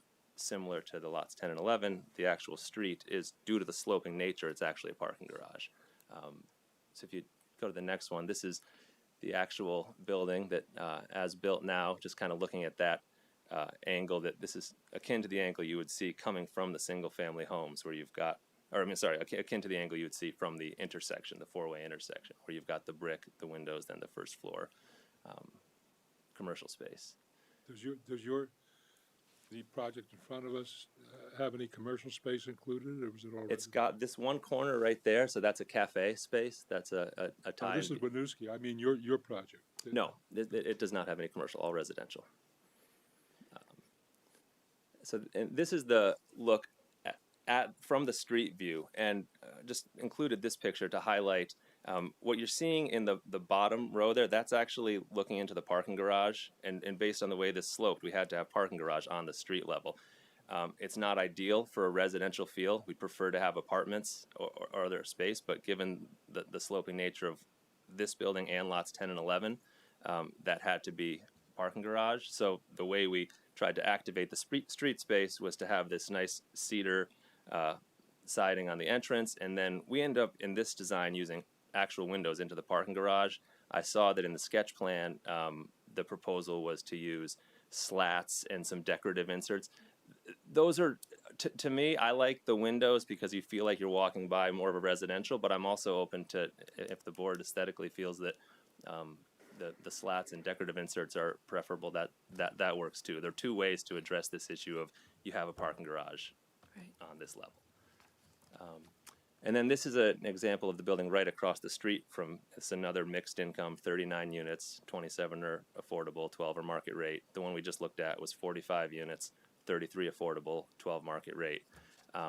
Again, mixed income, the mix of the siding, the brick, the fiber cement clapper, just another example of how we've, in these communities where you've got this single family component and you're trying to transition to urban, the way that we've accomplished it. Of the ones you've shown, this is the most similar to what you're proposing. Yeah, the other one had a couple of the important elements that I thought were the corner with the, in one case, commercial, and in the case that we have at lots 10 and 11, it's the active amenity space. And then I think another important element at Park Terrace that we just looked at is how to deal with parking garage on the street. What choices do you make to really feel like you're not just looking at a parking garage? And there's a lot of ways that you can solve that. Okay. Question about the buildings. So I drive by the Winooski ones all the time. For the proposed buildings, are there, what kind of amenities in the building? You know, laundry, workout space, meeting rooms, any things like that, or is it all just? Yeah. It's the Winooski ones and what we're proposing on lot 10 and 11 have a gym. So here at lots 10 and 11, one of the corners is going to be a gym, and the other is going to be a sort of a work at home lounge space with computer, and for folks that are more and more people, even at all income levels, are working from home. So having one space that has that lounge work feel, and that's at the two buildings we just looked at, one has a business center that has a dedicated computer. They both have gyms, laundry, on-site laundry, storage lockers, things like that, underground parking. Okay. Thank you. Frank, did you look like you're posed to ask a question? I want to limit, our ability to affect aesthetic decisions is limited, so I don't want to take too much time with that. All right. We're kind of to other things that, just to point out, I mean, we did, obviously the pictures Tom shared had a darker colored brick. The project that we had, the preliminary plat renderings we filed, had a lighter color brick. And so, Tom had switched the brick, to have a complementary tone to, the buildings that we would soon be proposing on lots 13 and 15. And just for some disclosure, we have a good idea of where those are headed because we're working on getting that permit to you guys, and it'll likely be in here simultaneous with this at some point, and so you'll have a good understanding of what that's going to be. But there is a brick of that similar tone. There's some cementitious siding, all similar to these. So the other four buildings you're proposing. Now I'm confused. What are these here? This is what was approved at preliminary plat. Okay. And so the reason this is included in the staff report is because to contrast to what they're proposing today. So lot 10 is one of the lots they're proposing, and in the decision, there's a lot of discussion of this corner stair tower that is replicated on all four lots on this corner and creating a strong urban activated street presence. And that is really, in staff's opinion, gone from this proposal. There's a list of things in the staff report on page 7 talking about the things that the applicant needs to do in order to get final plat approval for this project. They need to have a theme and variation approach to the entry towers. They need to have an entrance into street level common space near the center of the garage. That is not present on this current proposal. They need to have complementary entrances at the main four-way intersection, which again, based on the preliminary plat approval, these two are not proposed to have the entrances that complement the two that were approved on the other side of the street.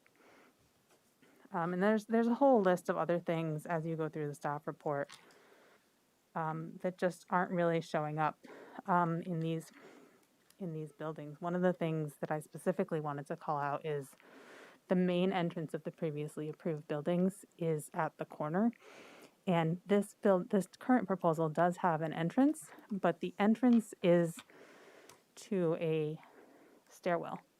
There's no lobby at all, and there's the elevator tower, and the lobby is actually at the rear of the building near the parking lot. And so the board kind of said, you can have these much taller than normally would be approvable buildings if you construct them as you've shown us. And so now that you have this totally different proposal, I'm not sure that it qualifies under the framework that the board laid out at preliminary. So why should we not just reject it? Is that a question for me or? Well, I'm asking anybody on the board. I mean, you're coming with basically a new proposal that contravenes the decision already made. Is it in the preliminary approval? So I can say, and again, there's what I was able to read in the staff, in the approval and in the minutes. And what I read was that the key requirement was that it would be high quality construction and varied and complementary design. And then when I read through the minutes, I read commentary that was, these examples you're showing us would meet that, but that it didn't say that there aren't other ways to meet that too. So when we went through and read this, I said, okay, we want to make sure that we're high quality design. And as I go through each element of that design, some we're able to keep and some for various reasons we're not. And I think it would be really helpful to just, as Marla was saying, there's a sort of a whole checklist of points that are aesthetic choices that I think it would be really helpful to just kind of go through one by one so we can talk about why we made that choice compared to, because we should remember that what we saw in the preliminary plat was the same building copied and pasted 6 times. So it was clearly not the ultimate design. And we were hoping that there would be some willingness of the board to say, we would like to see a little bit of variation within this community. We don't want the same building 6 times. So we made some choices that we thought would enhance the design, but I would love to go through each one of those and sort of talk about them. But what I'm getting at is that I'm staring right at a replication of the board's findings. I'm assuming they're accurately replicated. Does this have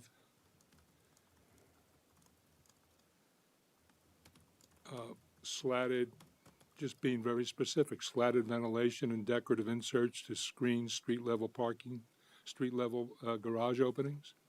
Does this have that feature? And if I can answer that 2 ways. The first was, Well, let's. I'm going to do okay, a little bullet list. as long as here. I can expound upon the no. The answer is no, it doesn't have that. Well, then it violates the terms of the preliminary approval. No, because, again, as I read the preliminary approval, the decorative inserts and slats were one way to accomplish an engaging street presence. We proposed windows instead because we thought that was another way to accomplish the same thing. If the board says, look, we like the slats and we like the inserts, could you get rid of the windows? I'd say, sure. It's actually cheaper to do the slats and inserts. I like the look of the windows better because it makes you feel like you're walking by a residential neighborhood. That was why we made that choice. But if the board says, we don't like your choice, I'm happy to do that too. But we didn't make changes without thinking them through. So I think it does help to talk through each area that. Then let's go through them a little more. The next bullet is an entrance into street-level common space near the center of the garage where it faces on a street. Right, and we do have that. Do you have that feature? We do have that feature, and as Marla pointed out in the staff notes, that street entrance enters into the parking garage. And staff comments where we'd love to see where you enter from the street into the parking garage. We'd love to see that entered into a usable space instead of just entering the parking garage. So we do have the street entrance. The choice there was we only have 23 underground parking spaces. We want to take this balance between a really active, engaged street presence. So you have a door, and one thing I do agree with staff comment, we can improve that door, we can improve that entrance. What I would love to have still is once you get inside the building, put our residence hat on and say, do we want to turn that into a space that is some sort of common area or maximize underground parking? With only 23 parking spaces underground, we know what our residents would want, and they want us to maximize that parking. So that's why we made the choice, have the door in the center of the building to allow for that street engagement, but still maximize the parking spaces. So we could make that change to say, okay, have that be a walkway where the hand is right there. Have that be a walkway so we still maximize parking spaces, but not try to turn that into a large amenity space that removes several parking spaces. That was the design choice that we made, and why we proposed it this way. So you're saying that door where the hand is actually a proposed door? Yes. So you open a door and you face the front of someone's Subaru. Right, and so I agree. We could rather than turning that into a large, if we turn that into a walkway, and that's how we did it at Park Terrace, the building that we just showed you. We had the same requirement from Winooski, and it made sense. You want doors, you want to feel like you're walking as you walk by a building, that you don't just want no entrances. But to maximize your parking and thinking about it from the resident side, sometimes those doors do just walk into the parking garage. And so making that change to eliminate that space and have that be a walkway, I think would be a good visually from the outside, good usefulness from the residents, and not get into having to turn that into some additional room that takes away parking spaces but never really gets used. That was my thought in trying to incorporate the comments and revise the design. Can I speak out of turn? No, go ahead. So the finding is an entrance into street level common space. I would not argue that a walkway would be street level common space. But you have a big lobby in the back of the building. Why not make that parking and put your lobby in the front of the building so that someone who has, a stroller or large bags of groceries can use the front door rather than the back door? With the slope of this lot, this has to be parking garage because the slope, Sure. there's no way that anything on this level other than, accessible from the corner, this is the only area that the parking garage can go. We can't have, But why not move one of those other areas to the center of the building like they had proposed at preliminary plat? it's a zero-sum game with parking spaces. So we have 23 parking spaces. Our thought was that what's going to be most useful for the residents would not be to eliminate 3, 4, 5, 6 parking spaces of underground parking, which we know. Sure, and I'm not proposing to eliminate them. I'm proposing to swap the things that you have shown on the plan that's on the screen right now. So where would the parking spaces? Tom and I talked about this a little bit, and the idea of moving the elevator to the front of the building, I think the idea of coming in from the street with bags of groceries is a little bit misleading because I think most people who have a bunch of groceries are going to park in the parking lot and come in on the parking lot side, which is where that door and elevator are located. So, there's consideration given to the fact that most folks are driving to the grocery store and driving home. There isn't a grocery store in walking distance to the building. Okay, but there's also people with strollers, people with limited mobility. And in this scenario, that was the thought process. They could park in the parking garage. They could take the elevator to the parking garage, walk out the door to the street, sort of thing. But I see you're saying, so that door though, that can't be the handicap accessible door because of the slope. That door, there's stairs. There's I think 7 stairs leading to that door. The only accessible entrance to this level is on the corner of the building. So you can't have that be the main accessible entrance. That's one of the reasons we didn't try to highlight that as the primary entrance on that side. Would it be helpful to just remind that at preliminary plat, the applicant did discuss that the activation of the common space at the corner, would it be helpful to discuss it and remind everyone and the applicant that at preliminary plat, they stressed quite strongly that the activation and those common spaces at the street level of the four corners would lend itself to enlivening the neighborhood and beyond just having a garage. I mean, that was the underlying So premise for the board sort of thinking about those four buildings having a similar feature on all four corners was, and for carrying it up through the building so that there would just be motion and activity in common areas for people. It was strongly stressed by the applicant at preliminary plat. Thank you. So we continued to believe in the Four Corners intersection being a prominent feature of this development. I think we're looking at one aspect of that intersection in isolation right now, talking about this building. You have in your packet a landscaping plan that includes hundreds of thousands of dollars of landscaping to the Four Corners intersection. Brick pavers, colored concrete, different patterns of integrated colored concrete to create recreation paths, tree grates and tree wells, urban benches and bike racks, seating walls, planter boxes, ornamental grasses. We've proposed an enormous amount of investment in the streetscape for this project, in line with other findings at the preliminary plat proposal. And I think that viewing one entrance in isolation sort of doesn't take into account the whole picture. And so I think, we do have an active space on each corner in this proposal, lot 10 and lot 11. One is an office space and one is a gym.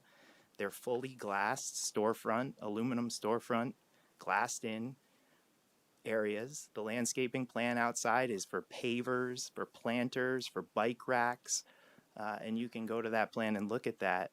And I think, the element that we had talked about of a stair tower on the corner and the glass windows, it's a very cool element, but there are challenges with that. And I think as anybody goes through a project, and we made pretty clear at the preliminary plat level, I think everybody would probably remember that the sort of amount of investment and time and effort in architecture sort of goes from 0 to 100 as you sort of head toward final plat. Things come up. And one thing I think that had come up for Tom was just a restriction in terms of that physical amount of glass they can have in the building. Yeah, and happy to talk about that. I mean, because I do think that, if we're moving on to that element, the corner element, I guess, if you could pull up our A3.1, just and see what we propose. Yeah, I'm getting. Okay. So yeah, I did read through the comments and the staff comments that prominent corner, the glass towers were really important. In our design, doing a project through VHFA and the Vermont Housing Conservation Board, we have to comply with their design and efficiency standards, and then the Efficiency Vermont High Performance Track. One of the requirements to meet the Efficiency Vermont's High Performance Track is no greater than 20% of the face of the building can be windows. So that's an energy efficiency. So the proposal that we have now is 19.97% window. If you added big glass towers on the side, you go above that high performance track, and then you're not eligible for the same incentives, and you're not complying with VHFA's requirements. Now, I think that we could kind of kill two birds with one stone here, hearing that staff and the board really think that the decorative inserts and slats are important. We could take all those windows off of the front row and increase the glazing in the towers to make those towers more prominent. We can't do necessarily full glass towers all the way up, nor would I necessarily think that would be desirable, but we could make those a more prominent glass feature so that, those are more attractive. Yeah, it's bothersome. You presented a very nice elevation to get your preliminary plat approval that frankly looks way better than what you're showing us now. I mean, just in the simplest possible terms, that's I think other people, taste is a matter of individual disposition, but to my eye, I don't know if anybody disagrees, that lot 10, the building on lot 10 in the elevation, in the rendering approved the preliminary plat, is a really nice looking building. And these, with not just the corner tower, but variation on the depth of the various vertical elements. And what I'm seeing, as far as I can tell, is and also in the height. I mean, it was in variation in the heights of the roofs that I don't see here. What I see is just a massive block that you've gone from. Bait and switch is harsh. I'm not going to say that. Okay, I'm not going to accuse you. But you have a really nice looking building and not such a nice looking building that you now want us to approve for final, and that's bothersome to me. And is your incentive, is the efficiency, was the efficiency incentive contemplated at the time you did the preliminary plat? We were not involved in this project at preliminary plat. We came into this project in March of this year. So we had no involvement. We came in completely fresh-eyed. All of my involvement was reading the minutes and reading the decisions and then trying to design a building that we could be proud of. I mean, I would love to invite the board to come and just take a tour of our buildings in Winooski, because that is what we're basing this on. And see, I think we do design and build really high quality buildings. I think that, you know, that on a small lot, the variation that they had shown it in terms of depth of vertical elements and height differences, you couldn't get 47 units here and meet the height requirements you have right now. So I tried to design something that was attractive and maximize the ability to build affordable units. And if you couldn't get it, why is it being shown? Yeah, but Go ahead, Jim. This is what's being proposed, and so, I mean, if we don't like it, we should say why we don't like it and what we want. I keep going back to the regulation. I guess, I think this isn't, I mean, where they're saying this is what you have to propose, they're not gonna propose this building. They're moved on, that things have changed since preliminary plat. I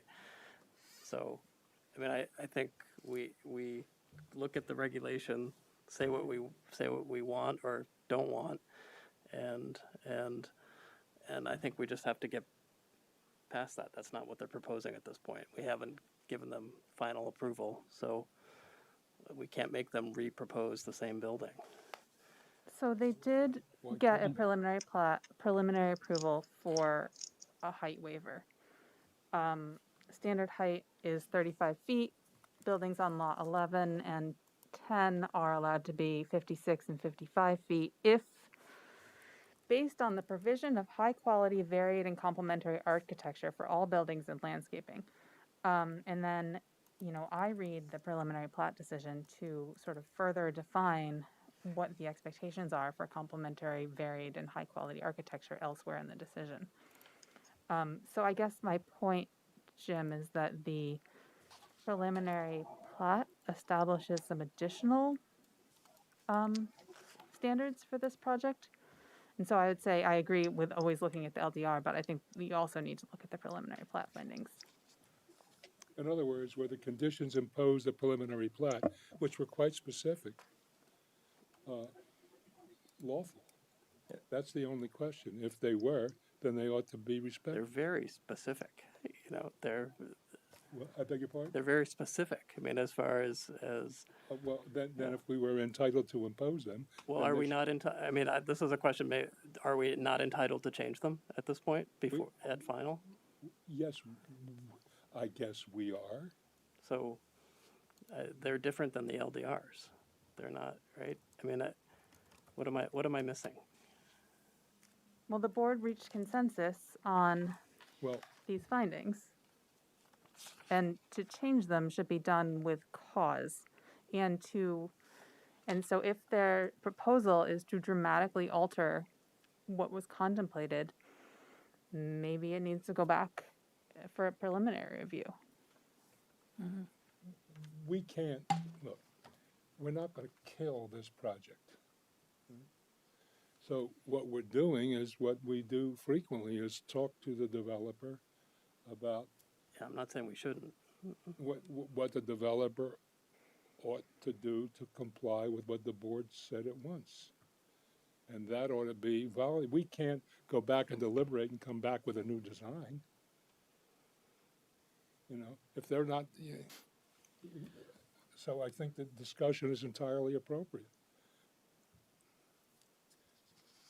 That is, it's lawful because it was a condition, these are reasonable conditions of a waiver that we granted. I mean, that's sort of isn't that where you're coming from, Marlon? Mhm. All right. So are the conditions unreasonable?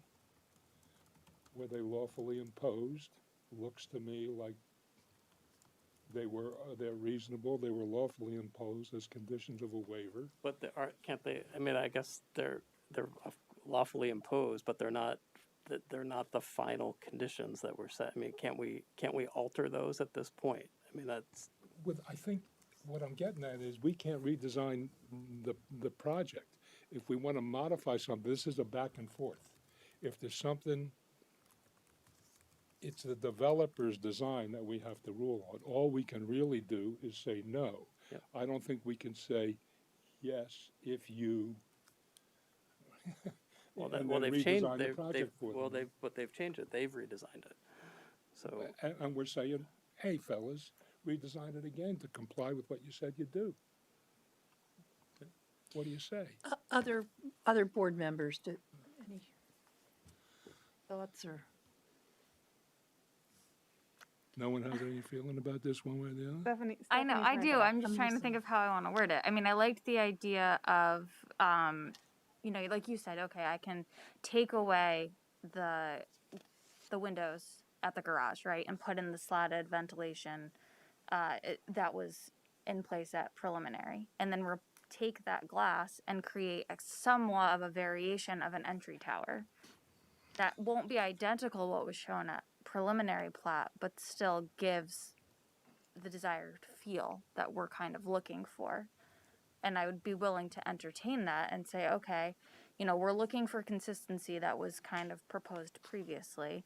We understand that you can only make 20%, you said, for windows, right?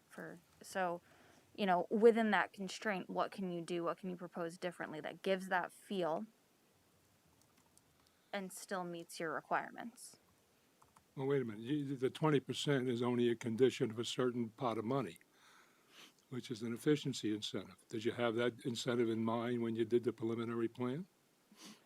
At that point that we were partnered with a different, we were working with Champlain Housing Trust during the preliminary plat, and it was a substantially different proposal. So I think, I'm not sure what they had in mind, you know, but this is the specific issue that's arising at this point in the design process with the full details and architectural elevations and financing process underway. So I understand you're trying to thread a needle through a whole bunch of requirements, financing folks, us, whatever. So this is difficult, but we're faced with having to look at a project that's substantially changed from preliminary plat. And I know, Tom, you weren't involved in preliminary plat, so this is more addressed to you, Andrew and Evan. So what can we at this point do? I mean, say we went with what Stephanie is suggesting.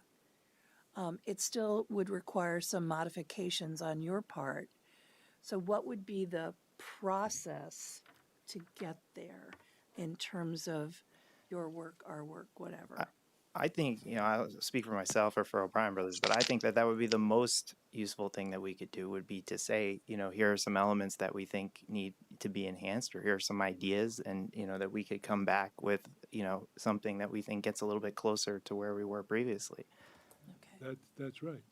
That's what should happen. But what I I also think- just briefly would point out, you know, a lot of things in the application have changed. You know, previously we were proposing 47 inclusionary units located in one building that was almost exclusively inclusionary, which was approved preliminarily from the board.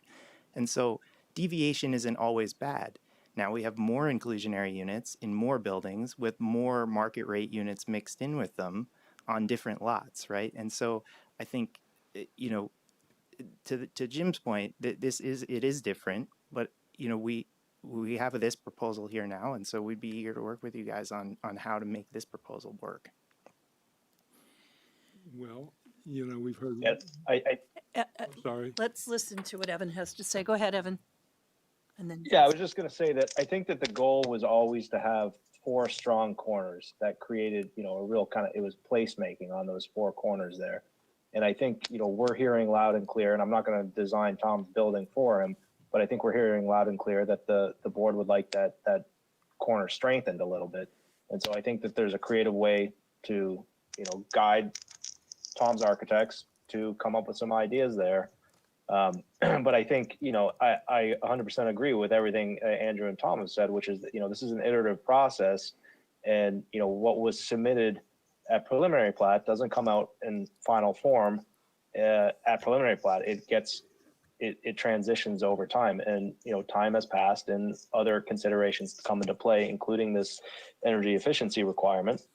But time has also passed, and things have changed in the world too. And I think that the goal here, at least on O'Brien Brothers' side, is to really activate this whole corner with, a placemaking situation, which includes landscaping, includes the streetscape, includes all those other elements that Andrew had pointed out, that I think you're sort of, maybe we either haven't addressed them yet or sort of being glossed over.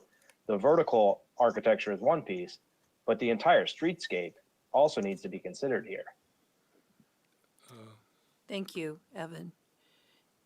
It might Frank, you were going to say something. I think I've said it. Okay, all right. And, and that the proposal that has been made to go back and come back with something closer is a good idea. I think that it's reasonable to assume that there will be some changes between preliminary plat and final plat. But at some point, there's like a tipping point.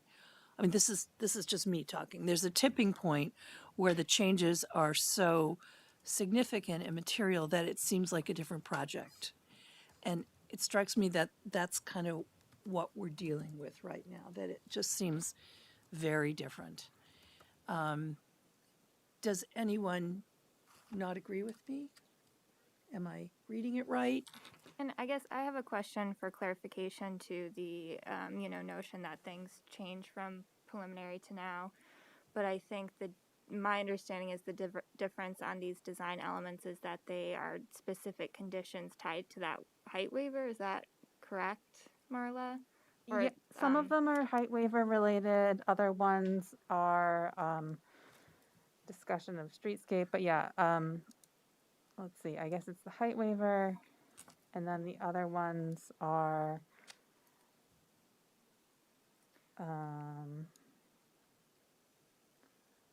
about road utility sidewalk design.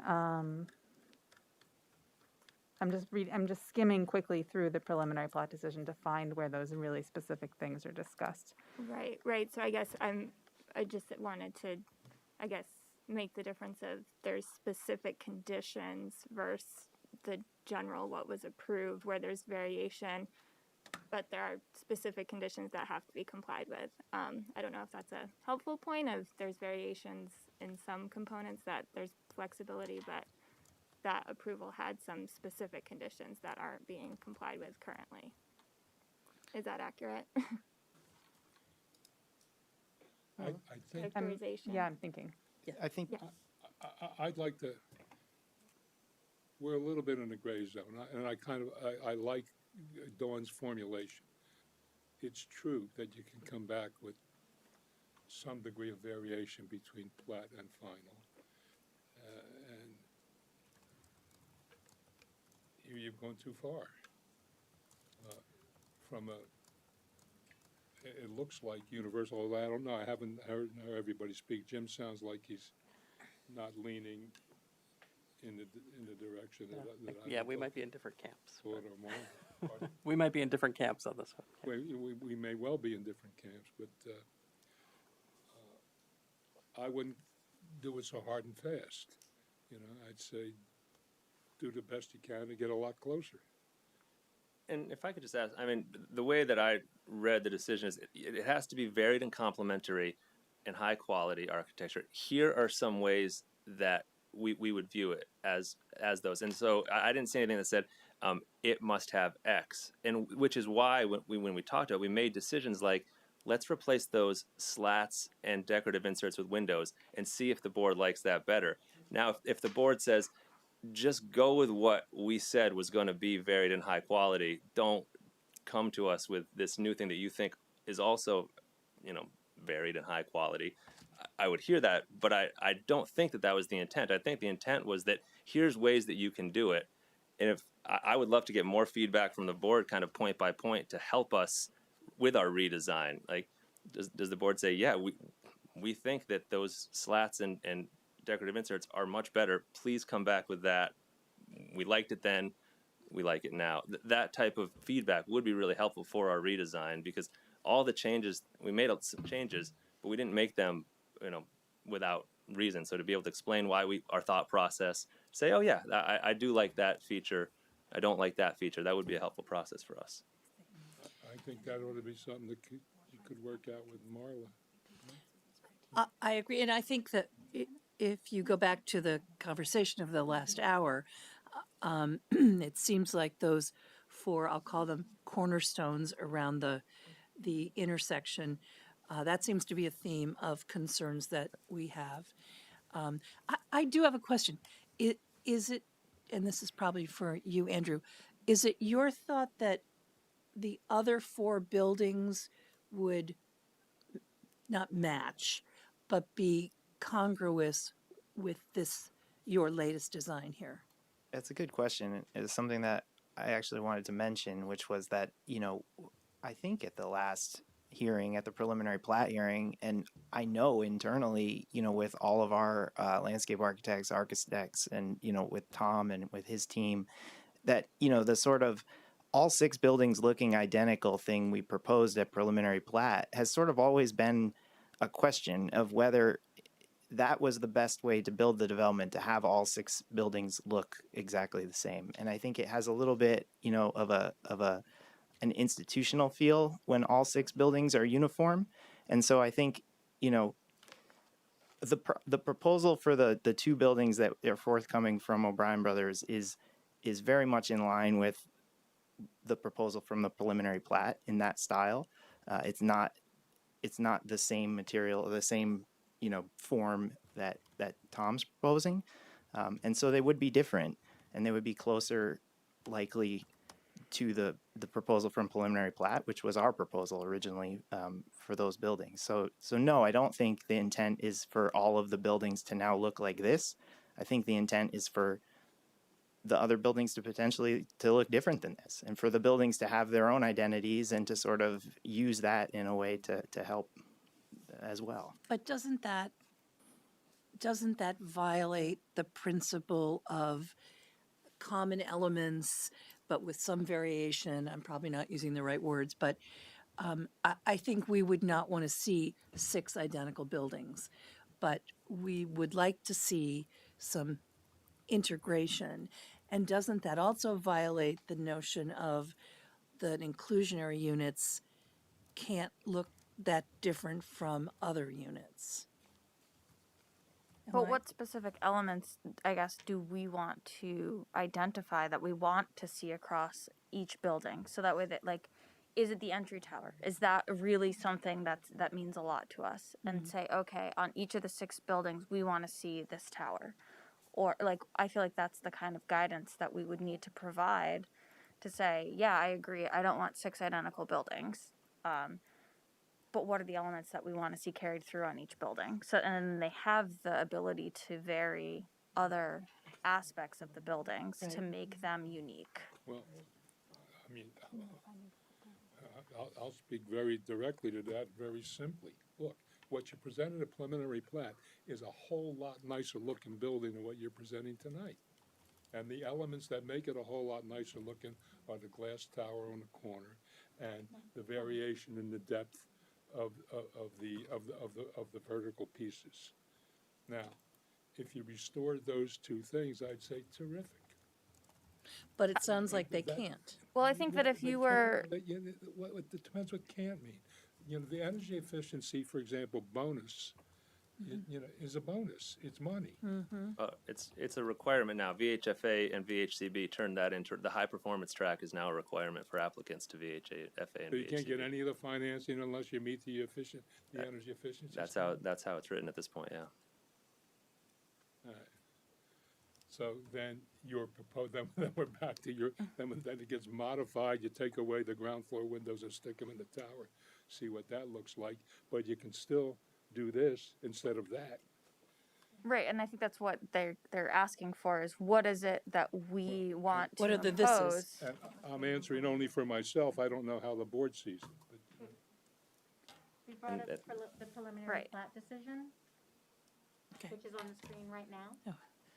Theme and variation, that was the term. This was the discussion that resulted from preliminary, at that time, and the elements that the board considered. Right, so when I replicated it in these staff notes, I left out the things that I thought they were already doing.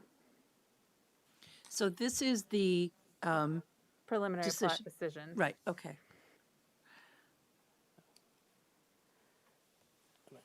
I guess I view this, I mean, the LDR says X. This is how we say you will satisfy X. That satisfies X. They're making changes, and so we have to tell them. I mean, if we're telling them now you're not satisfying it with this, you have to do A, B, and C to do that. I mean, I guess we have to be clear, but I didn't see these as if you don't do these bulleted items, you can't get a permit. Like to me, that's not. it says this was supposed to be done This was proposed. Yeah. through modification to the buildings and surrounding streetscape to include the following. And that was the premise on which they got their approval. What, I mean, I'm not a lawyer, but my reading of that is, here's the deal. Here's what you have to do. I mean, I don't. I don't think that this is that if they don't do every one of these bulleted items, they can't get final approval. I don't think that's what that. I don't think. On the waivers that they received as well. Yeah, so there were the setback waivers and there were the height waivers, and I think that was it for waivers. We do have all of those except the slats there, and then obviously tonight Frank brought up one that we hadn't seen anywhere else, which was variation in depths. That was never discussed, as far as I knew, anywhere. So there's some things that you guys like that could come up with tonight. Be like, hey, we never talked about this as a condition before, but the board actually feels this one is. wait a minute. You can't put up a beautiful elevation as the premise that you want the board to have in mind when it's writing its opinion. Come on. There's so many elements of these that I think are great and important. I'm just saying that was of all the ones that we focused on in writing, that was not one that I had actually seen. And I understand what you're saying, and I'm just saying that this is not an exhaustive list. We have actually hit that entire list. With the exception of the slatted ventilation. We can probably improve on many of those like we've talked about tonight, which we'll go back and say, all right, here's how we can improve on every one of those bullets. But, I mean, I think we do hit those. So what do we do now?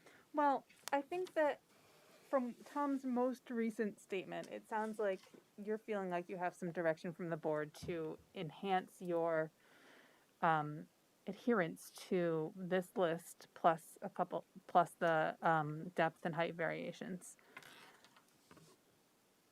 I don't know that we can do much about the height variation. We have a height limitation in place from the board that we're hitting. I think that would that just the take off. variation is like a parapet kind of play. We're at the top right now.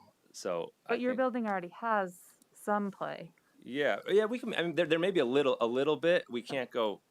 I'll look back. I'll do as much as we can within what the board has set as our height maximum. If there, I would have loved to have done this tower on the corner higher, but it is at the max that the board set. So, because I think that would have been a nice architectural feature, and so we did go as high as we could. And if we go lower in any areas, we're going to have lower roofs for people. So you've got a portion of your building on the right of this screenshot that Delilah is pulling up with that's a little bit lower. You know, maybe you make another section that's a little bit lower right next to the tower to make it make the tower look taller by comparison or something like that. Yeah, we'll do everything we can within the So what height I was saying restrictions. is that it sounds like they have some direction. And if the board still has the energy, maybe we can move on from the appearance of the buildings and discuss the other leg of this stool, which is the roads. Because there's a lot of staff comments about the roads. I don't think it makes sense to go over any more nuances of the buildings at this point, but we might as well make productive use of everyone's alertness. And I should have said this earlier, but we are going to close the hearing before 10 o'clock. We're not going beyond that. Sure. Okay, so. Do we want to run Is through there a like? hard stop before we ask public comment? So that way, how do we want to handle that? Are folks in the audience here to give public comment? No. Sir? No. Is there anyone online that you know of who we haven't asked yet, but? Well, but we've just announced it. So if Yeah. you are interested in making public comment either on this project, can you just give us a little note in the chat box so we know to expect you? And we'll allow time for that then. Okay. Thanks, Stephanie. The stuff on the road kind of starts when we get into the plan unit development standards. And that starts on page 11. And the first comment is the first red comment, you're welcome to talk about anything, of course, is 14. 14. And 14 is about some very specific design details. Which are mentioned above 14. Right. Yeah, for some of these, maybe it'll be fairly quick to get through. The few before this, I think it probably makes sense for us to connect with staff about some of the bedroom counts and things, and relates to the moving inclusionary unit target and how best to handle that. And then, Andrew, you need to speak up. Sorry. Oh, So thanks. for comment 14, related to the traffic study, I did speak with Roger Dickinson, who had done the traffic study. I can provide a letter that sort of outlines the answer to the question, the land use code for two-family homes. The result of the change to the manual, I think when he did the report, he was using the 10th edition, and since then the 11th edition has come out, and the 10th edition didn't have a duplex code, but the 11th does, and so now he's corrected it to be the duplex code, and the result is the reduction in trips of like 5 or 6 trips to the development. So it doesn't have an increase, it's a decrease, and we can provide a subsequent letter outlining why that happened, so that it's clear for the record. So that's number 14. So that's part 1 of 14. Yep. There's 3 bullets above 14. There should be a crosswalk with a pedestrian beacon on the uphill side of the driveway. That's fine. We can add that to the plan. The driveway out of lot 12, lower than the adjacent O'Brien Farm Road, and may have sight distance issues. Did you talk about that with Scott, Tom? I think that one comment we might have to connect outside of the meeting with Public Works on, just to understand it, and we can certainly. Yeah, so this is about lot 12, and Justin and I met to write these comments together, so I'm prepared to answer any questions you have. But for lot 12, it's coming up to O'Brien Farm Road, and so the question is whether there's sight distance based on where you have your landscaping. Okay. Because if you have low shrubs, then they're at eye level when you're driving your car. Okay. So we can work with you guys or with Justin to remove those or amend the landscaping plans so that they're not in the way. Yeah, one thing we've seen done successfully is propose trees that don't have low limbs. Sure. Yeah, that's no problem. Okay, 15. Safe crossing across the 4 proposed to be 5 lanes of Kennedy Drive. Staff recommends the board ask the applicant whether they will install the signal as designed or whether they wish to propose an alternate temporary solution. Yep, so it was snuck into the back of our traffic study. I think it was in one of the final pages that he had recommended a flashing beacon be installed until such time as the signal was installed. And so that is the proposal. I don't know if it was on the plan or not. What level of flashing beacon? Sorry? So there's the, I want to call it like a tiger, but that's not the right word. The one that's up at Fanny Allen, that's like a hard stop for the cars, and then there's the ones that just flash like we have on Swift and Spear. It's like a viper, tiger. It's some sort of animal, some wild animal flashing Right, beacon. because they used to be what, the rapid flashing beacons, but you can't. Right. I think so that it's the RRF. yeah, so that's the soft one where nobody actually has to stop, where there's the harder one where it has a traffic signal that only turns red when someone pushes the button. Sure. And so given Kennedy Drive, we would expect to see that level, and then you would have to evaluate whether that's even worth it or you're better off just doing the whole darn thing. Well, so If I I think triggers, that though, for that? the analysis for the signal wasn't warranted. I think that Roger had thought that the flashing beacon worked. I mean, there is a crossing in either direction with a sidewalk going to it. And this is only the first 94 units being proposed. It's so that was the proposal. I don't think we can certainly look at whether, to your point, I mean, that would mean installing the full signalized intersection at that time, which isn't warranted for traffic considerations given this number of units. Right. So what's interesting is that, to answer Stephanie's question, there is no such thing as a pedestrian warrant. So it's sort of a judgment call on whether, and it's not just 94 units, right? It's connecting the 115 homes to this portion of Kennedy Drive.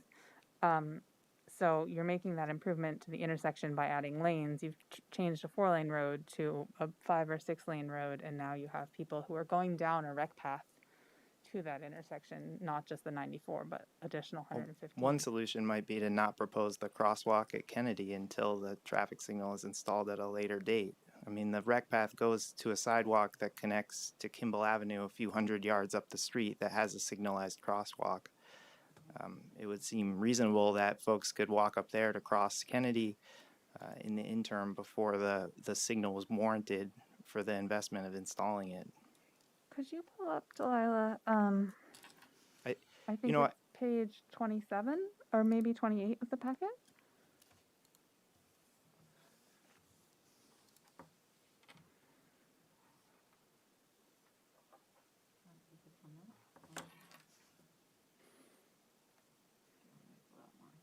I think you're okay. Just so everyone can kind of see what the conversation is about.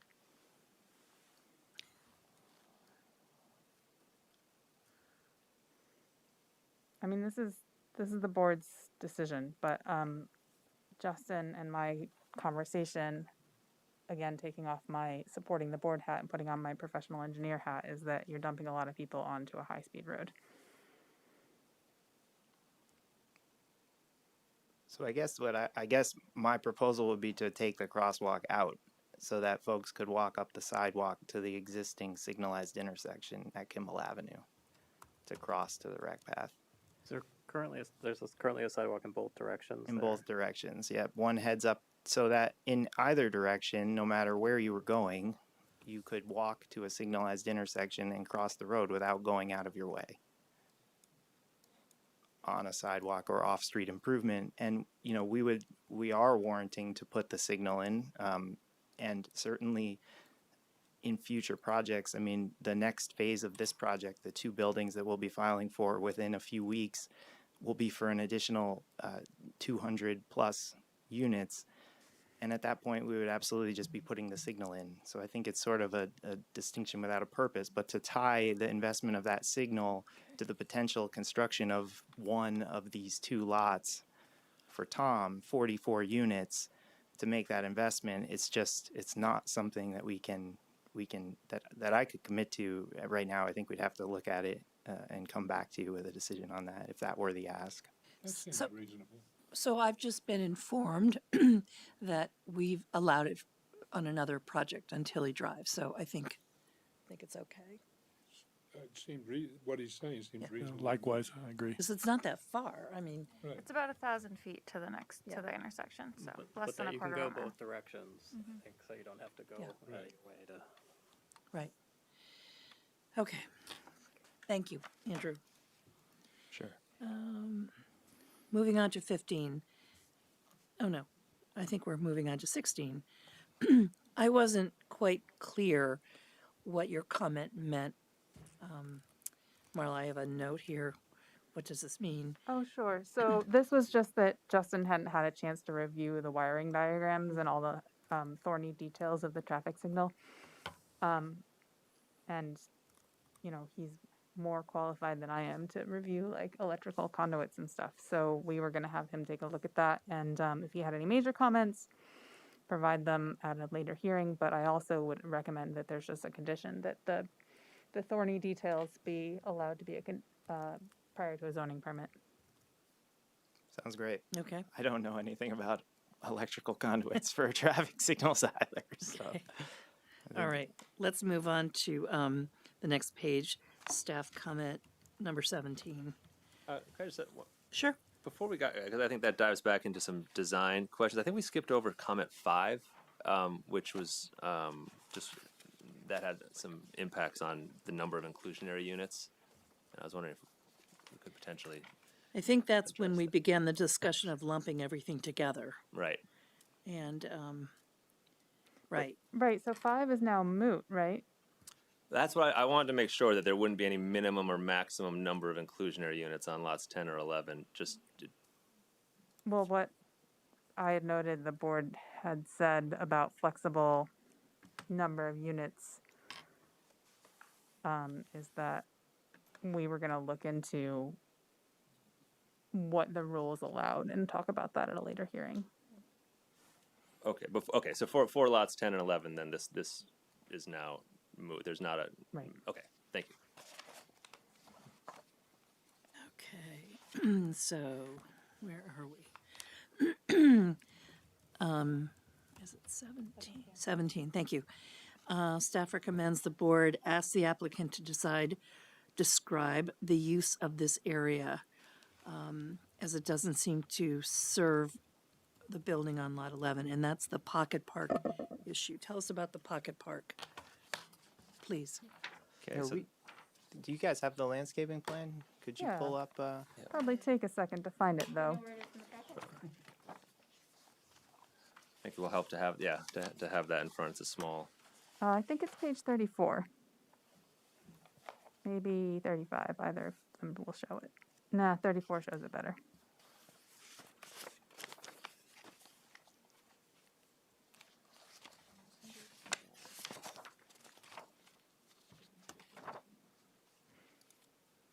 Oh, do you have that? Okay, so if you have that up, yeah. So this is just a small, basically a small park space off the corner of lot 11. It's got some honeysuckle shrubs and some other street shrubs that are actually off of our lot in front of it.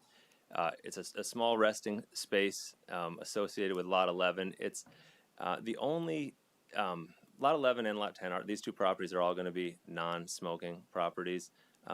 Oftentimes in our developments, we'll have one small area where we do allow smoking. If this is contemplated to be that one area, we could actually add. I did agree with with staff comments that it could use more either screening or some more landscaping, maybe around the front, especially if there's going to be folks smoking there. But then you've got the benches inside, and it's labeled as pocket park, which I know is not very descriptive. But that's the space, and the only access to it would be either out the main door through the park, or the side door through the parking garage, which is now shown through a parking space, or the man door, the person door, which is right next to the garage entrance. But it's not.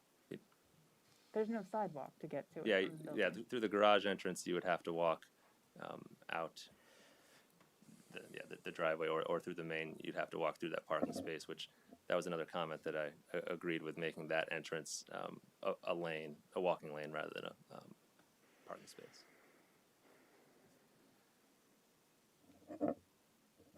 So do we have, board, a sense of the pocket park? And Just to clarify too, I don't know if it came across that way in the comments or not, but I mean the intent is that it's sort of connected to the street. I don't think it's meant to be fenced off Well, it won't be fenced off. or sort of exclusive. I mean, you know, we hear about these you know, oftentimes hear about having like a place with a bench that somebody could go outside and sit and read. I mean, that was a specific comment actually in regard to our plan at preliminary plat.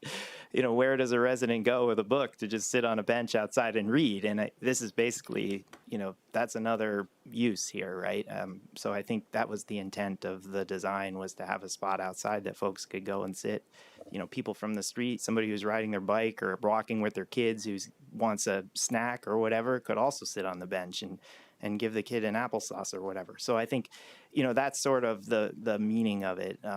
You know, and to Tom's point, you know, if people are going to be using it a lot from the building for that purpose, maybe it makes sense to add screening, but also, you know, the way that it's proposed, I think Wagner Hodgson saw it as being more open to the street so that it didn't feel like it was, you know, walled off or closed in or something like that.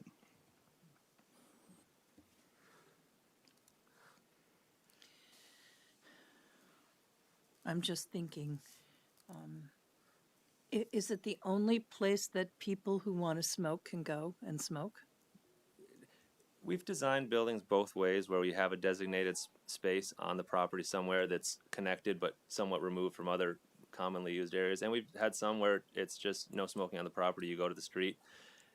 I think everybody's seen properties where sometimes that can become an issue where people feel like, oh, they don't like the interactions with a lot of smoking. I kind of like the idea of this being the only designated smoking area on the property. I think it's a kind of a good compromise for accommodating smokers and having it be connected but somewhat removed from other areas on the property. I have some just concerns with people that live in the units that are close to a designated smoking area, right? Because like in the summertime, you've got your windows open, and now all of a sudden, I'm trying to sit and, you know, hang out with friends, and all I can smell is someone else's cigarette smoke from outside, which is incredibly disturbing, especially if that's a designated area, because that's always going to be what you smell. Always a concern, and then folks will a lot of times just walk to the street, so which is not too much farther from the window, stand on the sidewalk there. One thing that we've done and that we could do is put on the far side of that area, put a little covered section, so that kind of may have that, like the farthest point away on that pocket park, be the emphasis of the smoking area. And then I feel like if it is a designated smoking area, it's less likely that the non-smokers will actually go and utilize that space for reading or sitting or enjoyment. And I don't think there's any easy answers on this one. We've done it where there's no designated areas that can create conflicts. Yeah. You've done it, so I agree that it is a balancing act. Where I come out, for what it's worth, on this particular one is to have an absolute prohibition on smoking in an affordable housing project is not is almost punitive.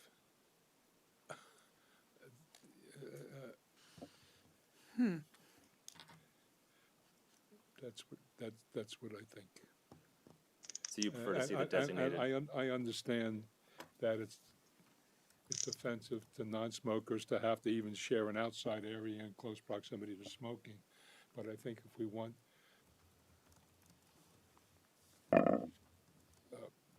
particularly if you're housing any homeless people or people of very low income, that is who our smoking cadre is, and you're telling them they have to suffer what if for. I'm not going to do a whole song and dance. Everybody understands my point, right? So And I think to second that, I mean, if you don't provide an attractive place for folks to go, they're going to find their own place, and it's not going to be as attractive. So I think what Tom is proposing here kind of, again, threads the needle. So, thank you, Evan. Frank, are you suggesting that people be allowed to smoke inside? No, I'm No. suggesting this Okay. is that I would leave this alone. Okay, It's I see. okay, you know. All right. Sorry, Stephen. Yeah, I mean, I just hate it, but that's fine. Like, I live in a building and it's a non-smoking property, and there are people that occasionally they'll just smoke like in their car, or, you know, in the wintertime they'll stand right in front of the door because they don't want to walk to the street. And I get it, because I don't know, I just find it gross when I have to walk by it, but that's just The life. comment was about the accessibility of the public park space, correct? or the public open Manager. space. Right, so the comment was, what is the purpose of this space that's kind of hanging out there? It wasn't really a judgmental comment, but like, what's going on? Help us here? understand. Yeah. When you Does sit in your everybody car, that understand just- now? Pardon? Non sequitur just hit me. I'm sorry, going back to something that was said earlier. You have 23 spaces in the underground garage, right? And you have 47 units in the building. The rest of the parking is exterior, right around the parking. All right. Is it open season, or does everybody get assigned a slot? Typically, well, we've done it two ways. We have some communities where everyone gets a spot, and it's first come first serve the parking garage. Others where the parking garage is a additional amenity. So like at the one Park Terrace we just showed you, the parking garage is $40 a month. On these, that is the proposal is $40. I think it's $40 or $45 a month for if you want underground parking. Above ground parking is So basically, none of the affordable housing is going to get an underground parking spot. a lot of the 60% units do. We don't typically have a lot of the homeless or at-risk folks. There's some have vehicles, but a lot of the 60% units will also choose and have the means to get an underground parking spot because we don't set the rates exorbitantly high on those underground spots. So those are assigned slots, right? Because they're purchased. Right. And the ones that are surface, are they assigned or are they just random? You just wherever you park wherever you can. Yeah, correct. Okay, let's just do a check here. Have we heard from anyone from the public who wants to? Okay, so Not on the web. thank you. We'll just push ahead. And get through a few more. These seem like fairly straightforward. 18. This is about photometric computations and some missing information around that. Yeah, so I did email the lighting consultant. He asked for further clarification about what it meant. I can connect with Marla via email and get a bit more information and send it back to the lighting consultant. All We right. can adjust the plan accordingly. Thank you, Andrew. Number 19, staff recommends the board discuss whether any lighting will be needed on the exterior of the buildings, near entrances or dumpsters, for example. If so, such lighting must be shown on the photometric drawings. And same comment from our side. We're coordinating on the building lighting as well, so we'll follow up as soon as we can with All right, Marla on thank that. you. Okay. There will be some exterior building lighting, Yes. is the answer. All Yes. right, good, thanks. Okay. Comment 20. Applicant met with Bike and Ped. Staff has requested confirmation from the committee that they are satisfied with the plans as submitted. Yeah, so we did get a letter from, oh, sorry, I turned off my mic. We did get a letter from Bike Ped. I think Delilah had it up earlier. We might have gotten it inadvertently closed. Kathy Frank is on the line now. It's very brief. And I can read it. And I can open it. Hold on. Says, regarding O'Brien Development Plan Review, the updated plans were reviewed by the committee this evening, that being November 10th. It was noted that recommendations from prior meetings were incorporated into the current submitted plans. The committee is satisfied with the plans and endorse it for buildings 10 and 11. Great. We did meet with them. I was racking my brain because I met with so many committees recently. That it was, I thought that we had met with them and they had liked the plan, so that's great. Okay, good. 21. Suggests the board ask the applicant to present their design and consider whether the established goals A through E are satisfied. Staff generally considers the goals to be met with minor recommended changes discussed immediately below. Yeah, so this would be a great, time to just kind of share the streetscape design with you guys, which is on the landscaping plans. So if we could pull up either of them, I suppose, probably the one that shows, I'm forgetting the name of the road, O'Brien Farm Road. So I think that's the one that we were looking at just a moment ago with the Pocket Park, actually. I could be wrong.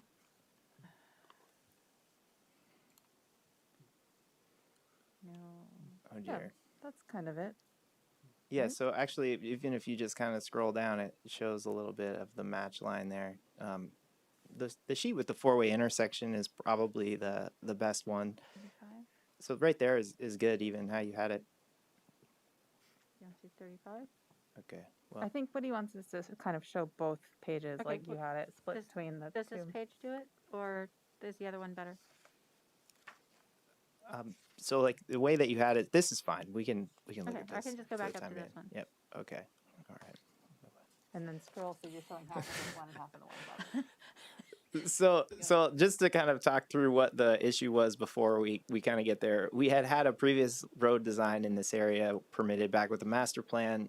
When we came in for the preliminary plat, there was some feedback from Bike and Ped, the committee, and from staff about how this whole area worked from a bike and pedestrian standpoint, how folks were getting down to Kennedy Drive, how people were getting through this sort of more urban area, and how to accommodate a rec path and a sidewalk and the parallel parking that's being proposed. And so we had worked with a consultant from WCG, Corey Mack, who had submitted a report to us with a number of recommendations in terms of how to sort of make this all work. And then that plan we sort of put into effect through the landscape design that you're seeing in front of you. You know, the key aspects of it are that we did include a 10-foot rec path heading down Two Brothers Drive toward Kennedy. The previous approved plan was for an on-road bike lane. So we swapped that. We got the rec path off the street. So that's the big change to the sort of Two Brothers connection. It has a sidewalk and a rec path at this point connecting down to Kennedy. For the transition of the rec path that's coming from the townhome, so it's an 8-foot wide rec path, I believe, because that was the standard when the neighborhood was built, and that comes into this four-way intersection. And the sort of conversation was, how do you accommodate that in a more urban way that sort of fits with the design aesthetic of the buildings that we're going for? And the solution that we proposed, you can see on the screen, is to transition to a concrete path. So it would go from being a 10-foot or 8-foot asphalt path to an 8-foot concrete path with the scoring kind of shown there. So you can see the different sections of sidewalks. And at the points where the parallel parking is proposed, the path sort of, the material between the path and the road changes to a sort of paver or, an impervious material. And you sort of see these tree grates start getting put in with the street trees like set in like a silva cell, which is this big thing that makes it grow even though there's not good soil there. So you can see where each tree grate is, and sort of along the path there are these darker gray squares, which if you can point to sort of on the wider sidewalk, like heading out of the four-way intersection.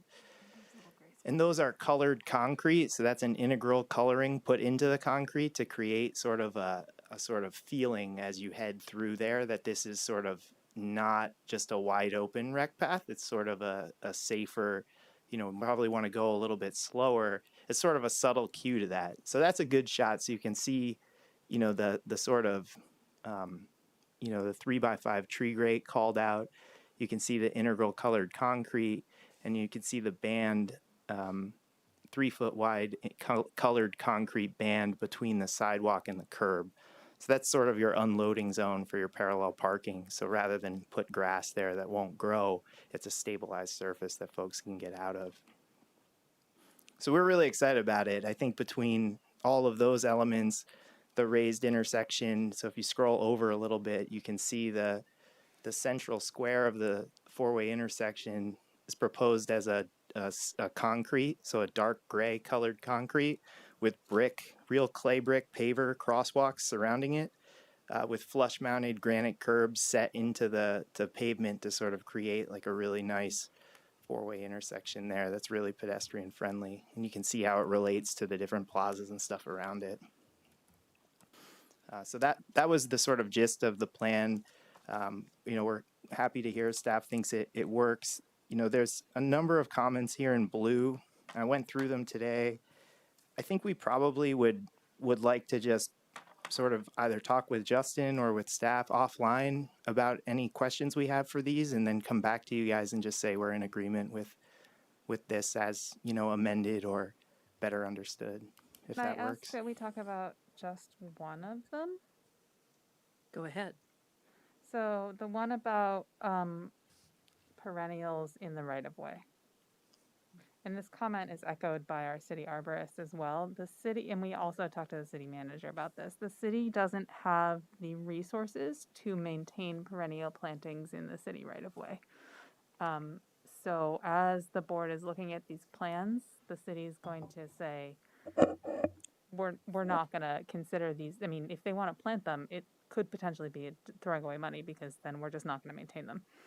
So we would recommend you remove them. But as the board looks at these plans, imagine that anything other than trees in the right of way isn't there.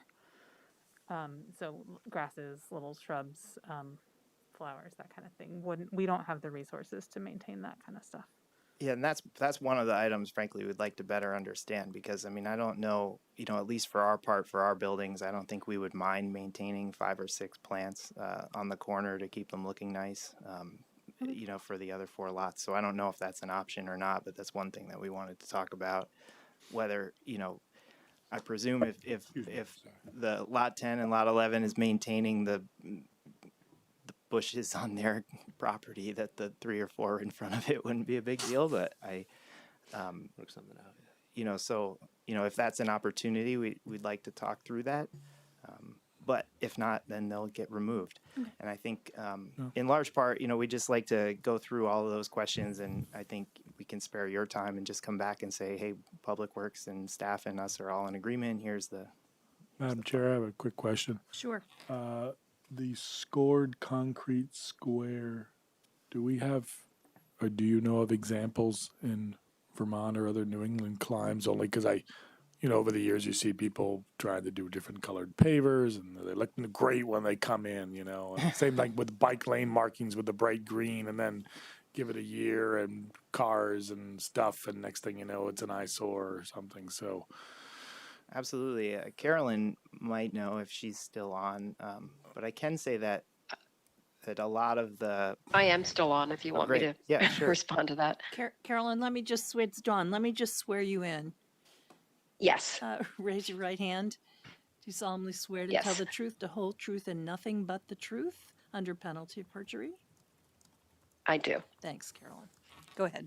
Mm-hmm. So the integral color concrete is just so we understand the color piece of it, it's part of the actual concrete mixture. So it's not something that's painted on or added on or a different layer. It's an integral part of the concrete mix.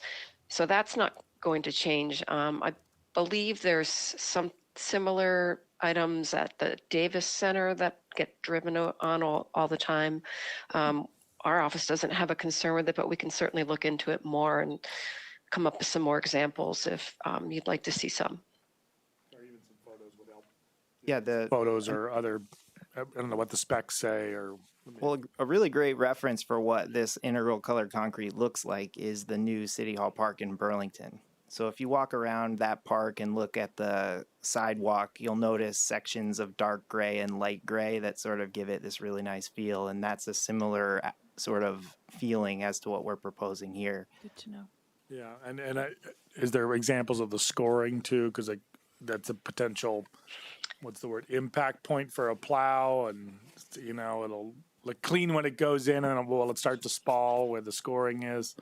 It's a great I don't know if there's any examples of. Yeah, I mean the scoring is the same kind of scoring that you have in a sidewalk. That's a good question. Yeah. It's not the sidewalk I'm worried about. It's the middle of the intersection and stuff, and over time it gets chewed up. That's all. So I have just curiosity. I'm kind of hoping, because it's sort of interesting to me, that when you say integral colored blocks, you're talking about something a little more adventurous than shades of gray. I think it is literally shades of gray. No, we're trying to keep it pretty subtle. I think they actually are literally talking about shades of gray. So yeah, I'm sorry, we are. I didn't hear the response. It's actually shades of gray, the integral color. Not Barbie pink. But accented with brick, red brick. Okay. So. Is there any concerns? I used to live in downtown Portland, Maine, and so the brick gets very slippery in the winter versus just having concrete where you you've got a little bit more grippiness to it itself. So is there any concerns with that at the crosswalks? I aesthetically, I think it's great. I know I've slipped a few times. We can certainly, No. we can ask Justin about that. We had met with the Department of Public Works about these materials before we proposed them because we didn't want to spend the time on the design, prior to that. And he hadn't voiced any of those concerns, but we can definitely ask him when we sit down and go through these comments and make sure that we address that. Did you have an opportunity to review this specific plan with Bike and Ped? Yes. Yes. Okay, good, thanks. Okay. Let's move on. Number 22, staff recommends the board require the applicant to address the joint comments of the Director of Public Works and Planning and Zoning staff prior to closing the hearing. Absolutely. We've just done that. That's what we were saying we would do. Yep. Yep. 23, staff recommends the board include a condition requiring that no more than one parking space may be reserved per unit. Can you accept that? I was looking for some clarification on that one. It's rare that we would only have potentially 2 spaces per unit if not everybody, if there was, everybody that wanted one had already been used up and there was extras and somebody had 2. So I was just curious of the genesis of that Yeah, recommendation. so if you read above, you can see that our parking minimums are computed based on there being no more than one parking space reserved per dwelling unit. So if you want to reserve more than 2, you actually have to provide more parking, or more than 1, you have to provide more parking overall. So if somebody if 2 bedrooms, say 2 roommates move in and they have 2 cars, Only one of them can be reserved. So Okay. they can use 2 parking spaces. It's just you can't say unit 33 has parking space okay. 33A and 33B or whatever. Okay. I think that's okay. It's pretty rare that we'd have 2 per. It's only the parking garage that they're reserved anyway. The public, the spaces above are all first come first serve. So I think that works. How many 2-bedroom units you're gonna have? 12 per building, so 24 total. And you're gonna have any 3-bedroom, anything bigger than 2 No, bedrooms? it's twos, 1s, and studios. 2 bedrooms, 1 bedrooms, and studios. No 3 No bedrooms. 3-bedroom.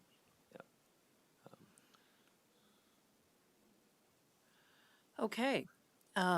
24 refers to the paragraph above, and we're back to architectural style again.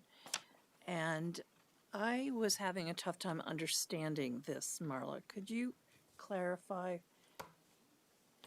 the non-read paragraph or the paragraph above item 24, please? Yeah, this was just more exposition on what we've already discussed Okay. because it comes up in multiple places in the regulations. Okay. So talking about reduced setbacks, strong street presence, buffering and screening not being a major element of their design. Therefore, they really need to have common materials and architectural characteristics. But we've already discussed all that. All right, let's move on then to 25. Staff recommends the board review the below discussion as background for review of the criterion pertaining to the architectural design of inclusionary units. Have we kind of covered this one already? So this is the more thorough excerpt of what Delilah showed from the preliminary plat decision. So yes, we have covered this. Okay. And then we get into specific findings on lots 10 and 11 with the next staff comment. 26, staff recommends the board ask the applicant how the provided design accomplishes this objectives, since the area between the property line and the building is proposed to be maintained as a lawn, and that's regarding lot 10. Right. So my understanding of this criteria before was that what we've done to improve the prior design is we've pulled the building away from the property line a little more. It is lawn with a lot of plantings along the edge of the driveway up to lot 10. That's primarily the difference from what you saw at preliminary plat. Plus our in terms of a transition area, it's clapboard siding with some of the same colors you see in the single-family homes rather than just the more brick and window look that was in the prior sketch plan design. So that's how the transition is made from the single-family homes into the to this building. Okay, any questions, board? Did you just raise your hand, Quinn? No? Okay, thanks. All right. 27, staff recommends the board require the applicant to provide a curb break in the O'Brien Farm Road driveway for Lot 11 of minimum width to allow up for a maintenance vehicle. Is that possible? I think so. I haven't. That's when we'll have to talk to the civil engineers about it. I don't see any issues with that though. Okay. I think that we can work that out. Thank you. Scott online. Scott, do you have any issues with that? Yeah, no, there's no issues with that. Okay. 28. A preliminary plat, access to solid waste disposal, yada, yada. The board required the applicant to improve pedestrian access to the solid waste disposal area at the next stage of review. This has not been addressed for lots 11 and 10. Access to solid waste area is still via either the garage doors, which do not include dedicated pedestrian facilities, or via a full set of stairs accessed from the sidewalk adjacent to the parking lot. The architectural plans show some unused space next to the garage door, which could potentially be used as a person door. Staff recommends the board require the applicant to address this deficiency. What is a person door?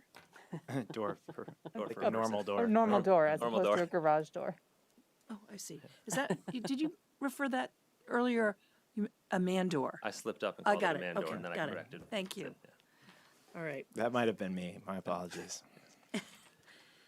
So what do you think about that? We do have so there is a person door now on the architectural. If you I can go to I believe it's A2.1. There is a person door shown on that plan now next to the coming out of the garage on each building. So it's A2.1 on each of the architectural plans. So they would. What's that? Do you know the page number in the packet? Let's see.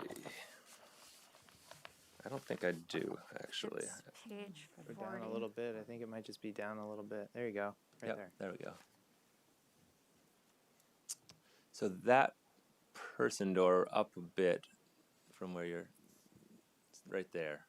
That's the person door next to the garage door that you can walk out to access the trash facility from the garage level.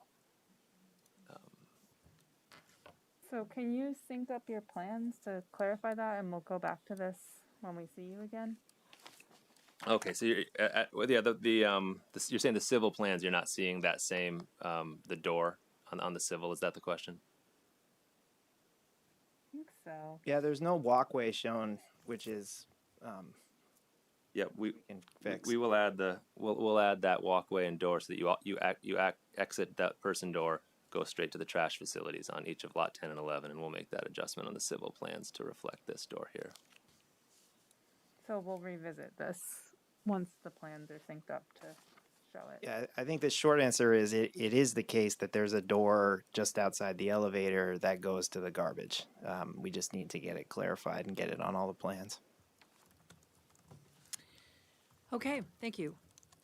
I am going to suggest that we call it a night. We've covered a lot of ground. You're coming back. So I guess we don't close this, we conclude it for the evening. And do we need to vote on that? No, you should just determine when we should see them again, which question I am not totally prepared for. Okay, we'll give you a minute to think. Do you guys need any special extra time, and you want the earliest possible next meeting? Earliest possible would be great.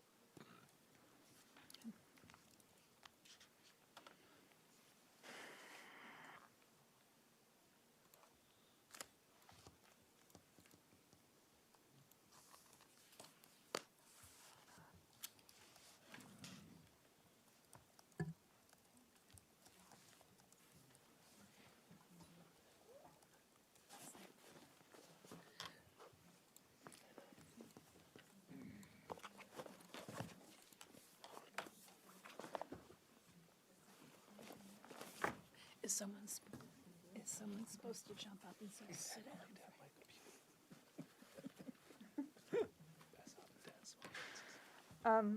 So unfortunately, we have a project of this scale on the next two agendas. So that means we're looking at the first January meeting. I have room in the second December for a small thing, but I don't have room in the second December for a big thing like this. So we're looking at the first January meeting. Would there be is- room for just the remaining comments of this, or if we weren't looking at the new Well, I mean, we're supplemental? looking at the new architecturals at that point. Well, that's what I mean. Like, there's still 15 comments. Like, if we were to use that meeting to go through the last 10 or 15 comments, and then the January meeting to go through the new submissions, if that makes any sense. Just throwing that out there. Sense to me. Then I'm putting off a couple other small, yeah, I don't know that we really have the room. I'm sorry I said that. Because I don't have, I think the sense, I'm sorry for interrupting. I was just going to say, I think the sense of urgency, particularly on Tom's part, is the application period for the funding sources. You're correct. I know that that's not the board's primary concern, but we are in the middle of funding applications Sure. that have soon coming deadlines, and one of the criteria they look at is readiness to proceed. So if we are able to show that by February 1 of this year, we are highly ready to proceed, which means having local permits, we will have a much higher chance of getting the 9% allocations, which come out once a year. So if we don't get this round, we'd wait 12 months to be able to go again. So we want to give you everything we can to have that goal in mind. Well, contrary to what you might believe after tonight, we're not here to make your life difficult, so we're trying to figure out, we'd like to accommodate you as much as possible. But that's, Can we meet that request? That seems like, I think the strategizers are trying to figure that out.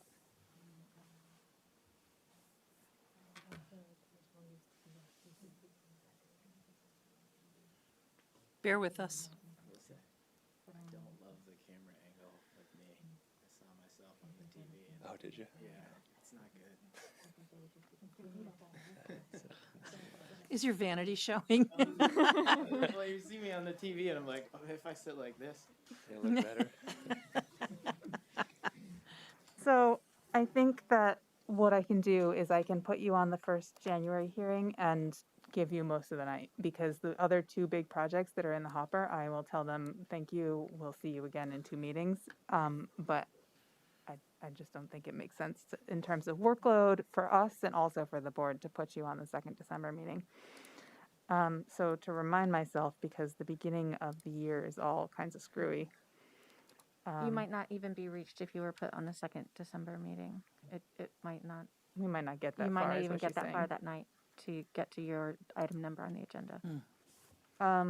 So upcoming application dates, we'll be meeting on January 4th, which I believe is a Wednesday.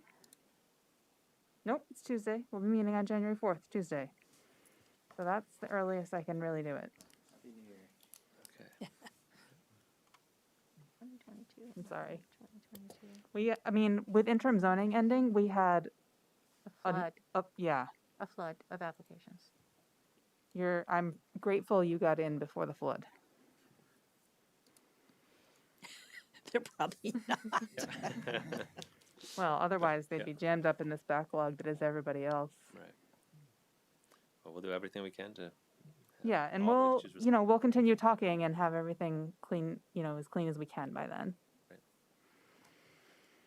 who's, Okay, so we get to move and second to continue to January 4th.